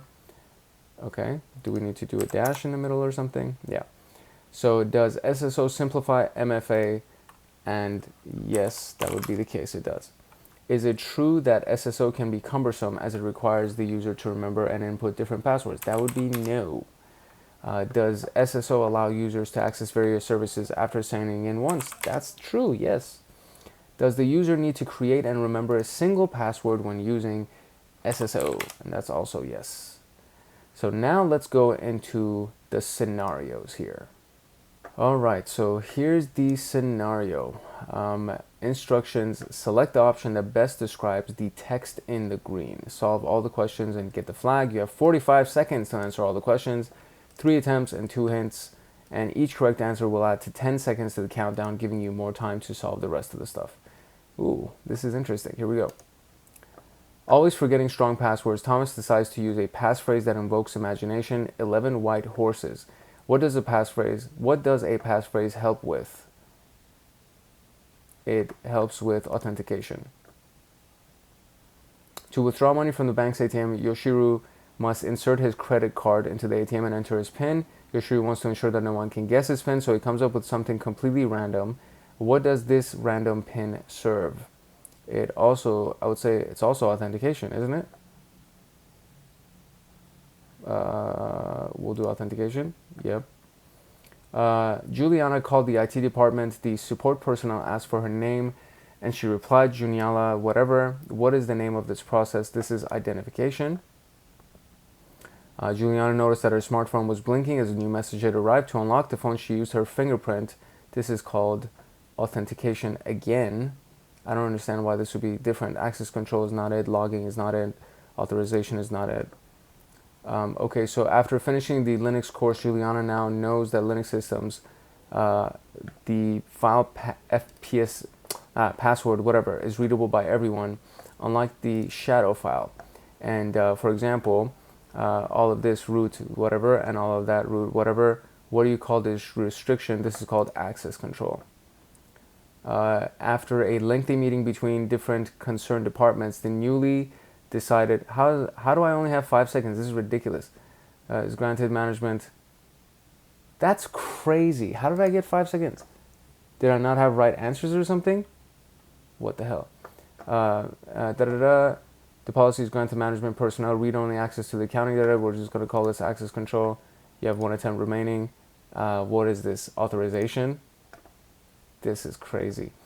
Yashuri decided to beef up his skills in cybersecurity. He opened his web browser to try and TryHackMe. In the username field, he writes What is this called? This is called identification.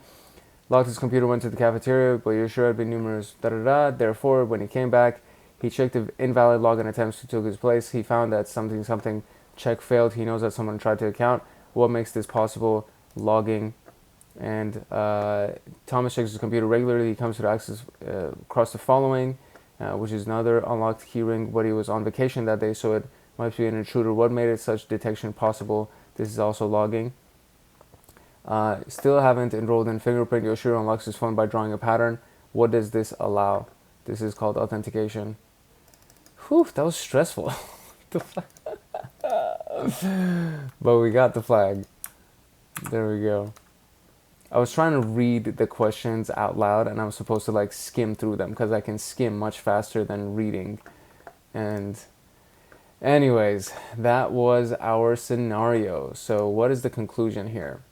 So we went through different processes from identification to logging. We also discussed access control models, SSO, standards related to authentication and authorization.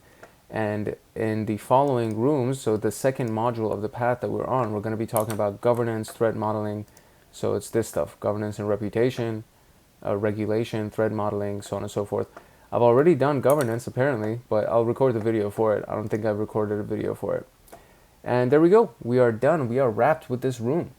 If you're studying for your security engineer, or if you're studying for your security analyst, pen tester, ethical hacker, any of that stuff, I do encourage you to like, subscribe, and turn on the notification bell, because all we talk about in this freaking channel is cybersecurity, ethical hacking, pen testing, security engineering, all that stuff. So it'll be super useful to you on your examinations and certifications, but it's also very useful on your day-to-day stuff. And as we go deeper into it, you'll get even more valuable information about security engineering. So I do encourage you to join our community. It is a lovely community. I would love to have you as a part of it. And I answer all the comments. So if you have any comments, drop your comments below. If you have any questions, drop that below. There was actually somebody who recommended that we do a video on the dark web. and I am very intrigued by that, so I think I'm going to end up doing a video on the dark web per a user's request in the comment section. So it's your boy Hank Hackerson at Hank Hacks Hackers, your favorite network and system attacker / protector. This was video number 4, day 4, part 4, episode 4 of the security engineer pathway. If no one else loves you, Hank loves you. Love, peace, and chicken grease. And I will see you in the next video. Later.